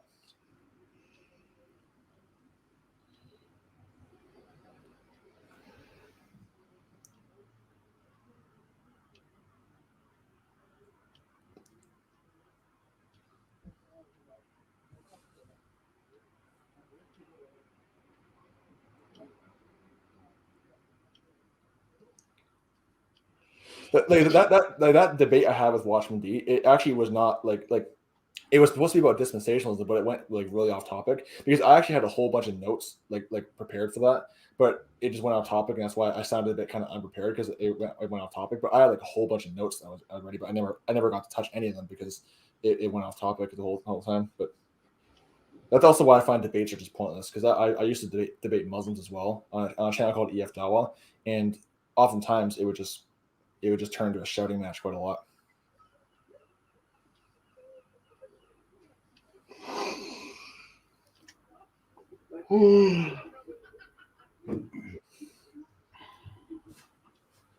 Plus, too, when I would debate those Muslims on EF Dawa, it's kind of hard when you have 5 of them versus 1 of me. It's kind of hard to debate when it's 5 versus 1.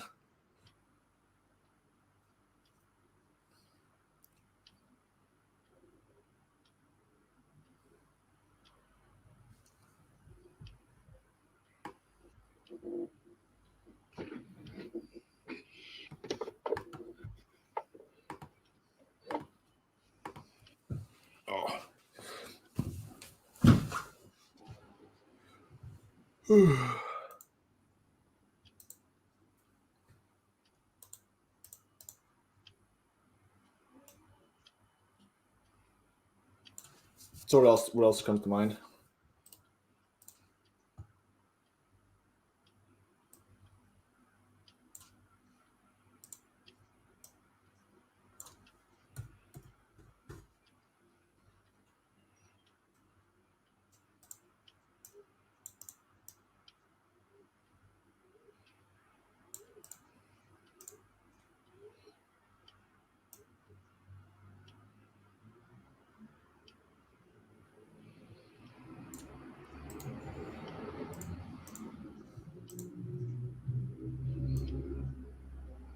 Hey, Bob, you still there, or am I?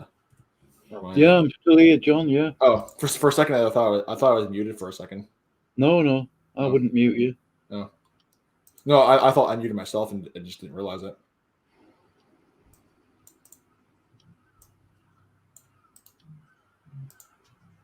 Because there have been a few times on a stream where I'd mute myself and then forget I did so, and then I'd say a whole sentence and then no one heard me because I was muted the whole time.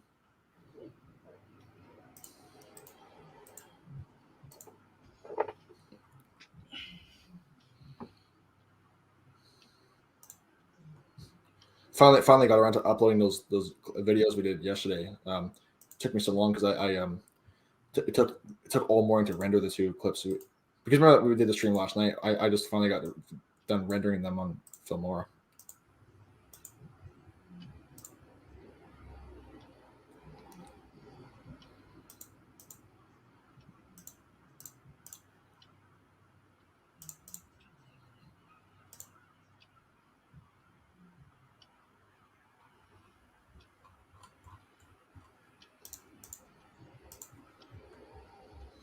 Alex Cansey says, it seems that your school had a safe environment policy, which is similar to what real churches have to employ in order to deter abusers.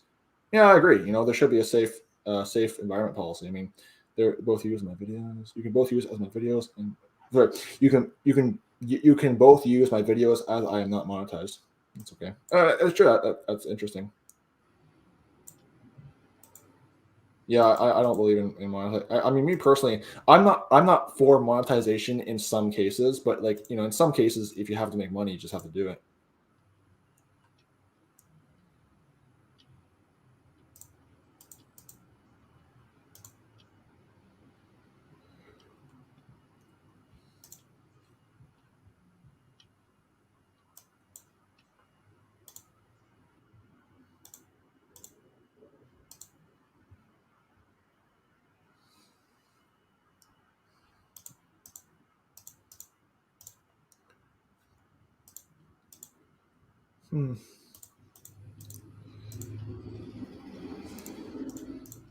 One sec. There's actually a scripture I wanted to read. Where was it? Oh! Actually, I want to just point this out too. This is kind of funny. Actually, I just wanted to quickly read this. So, I was going to share my screen if I figure out how to do that next time. Okay, share screen. Okay, my screen being shared. Okay, there we go. So basically, so this is a scripture I wanted to just quickly read. Actually, this is kind of just popped in my mind. Actually, so basically, what happens is that I'll just read it real quick. Leviticus chapter 10 verses 9. Leviticus chapter 10 verse 9 to 11. This is it says, "Do not drink wine nor strong drink, thou nor thy sons with thee, when you go into the tabernacle of the congregation, lest you die. It shall be a statute forever throughout in your generations." Not good at reading on the computer. That you may put difference between the unholy and the holy, the holy and the unholy, and between the clean and the unclean, and the unclean and the clean. Again, bad at reading on the computer. And that you may teach the children of Israel in all statutes which the Lord has spoken unto them by the hand of Moses. So basically, the reason why I find the scripture interesting is because they are this is basically instructions for Israelite priests, and they're told don't drink wine nor strong drink. Well, according to the Catholic Catechism, basically the Catholic priests are basically a continuation, or essentially like for another version of the Old Testament Israelite priesthood. Well, they violate verse 9 right here by their mass ritual when they drink wine. So it's kind of interesting how they contradict even the Old Testament requirements for priesthood, because supposedly they're a continuation of the Old Testament priesthood. Just thought I'd point that out.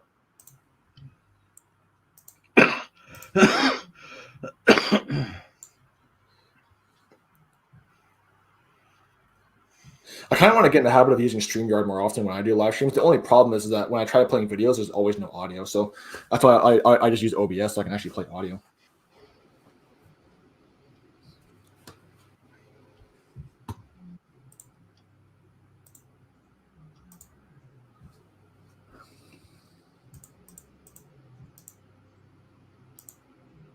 That's the thing too.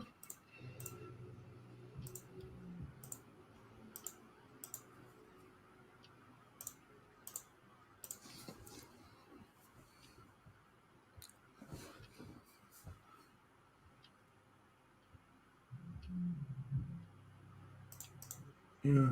Oh, let me just click that. Hey, Bob, I'm going to head out now. Do you want to stream similar time today as well? We could do it similar time today as well. I'm just going to head out now. Yeah. Well, what was it? I'm going to have a kip. I've got to finish reading this book. Oh, no problem. Yeah, I've run out of things to say. Email me. Sure. Because I'm always checking my emails. Mm. And we'll talk again. Yeah. Sure. I've just run out of things to say. That's all. So I've run out. I'm normally the most talkative one, but for once I've actually run out of stuff to say. Yeah. Well, we go through some scripture when you come back. Yeah. It's 11 o'clock where you are. Yeah. So you're going to be having your dinner. You're going to be having your dinner. You're going to be having your dinner in an hour or so, I suppose. It's 11 o'clock a.m. where I am, so it's still the morning. Yeah, and give it 4 or 5 hours. I really want to finish this book off, John, because no problem. I've had it on. I mean, I'm 2/3 way through, maybe 4/5, and it's taken me 2 weeks to get through it. And normally, I mean, I could read that in 2 days. Right. Every time I sit down to read it, I just fall asleep. Oh. So, not because the book's boring, I just feel tired all the time. Mm. Well, not tired, just, you know. Yeah, well, I guess the problem is too is that when you're like I think even for me too, and I'm a young guy, I'm only 20, and even if I'm idle for a long time, I just get tired too. Like even right now, I'm kind of sleepy because I've been sitting down for so long. Yeah. You know, there's a verse in Isaiah 40 where it talks about how even youths they grow tired and weary too. So even young guys like me, we can still get exhausted. Yeah. So email me. Sure. Email me, John. Sure. The usual email address. No problem. I usually get a notification sound when I get an email. Oh, one last thing. Alex can ask more comment. He says he has a video on Brian Dellinger twisting Luke 23 to add the sacred scripture to tie the languages of Pilate signed to Noah's named sons. Yeah, Brian Dellinger is constantly twisting scripture, so it doesn't surprise me. I mean, he likes using 1 Timothy chapter 5 verse 19 to try to say, 1 Timothy chapter 5 verse 1 to say, you can't rebuke an elder, but then he forgets to read verses 19 and 20 where it gives the requirement for rebuking an elder, which by the way, Tim actually had fulfilled both requirements. So Tim had every right to rebuke Brian, regardless if he's an elder or not, but Brian didn't like that. So anyway, I'll be heading out now. So yeah. Oh, John, are you able to send text messages abroad?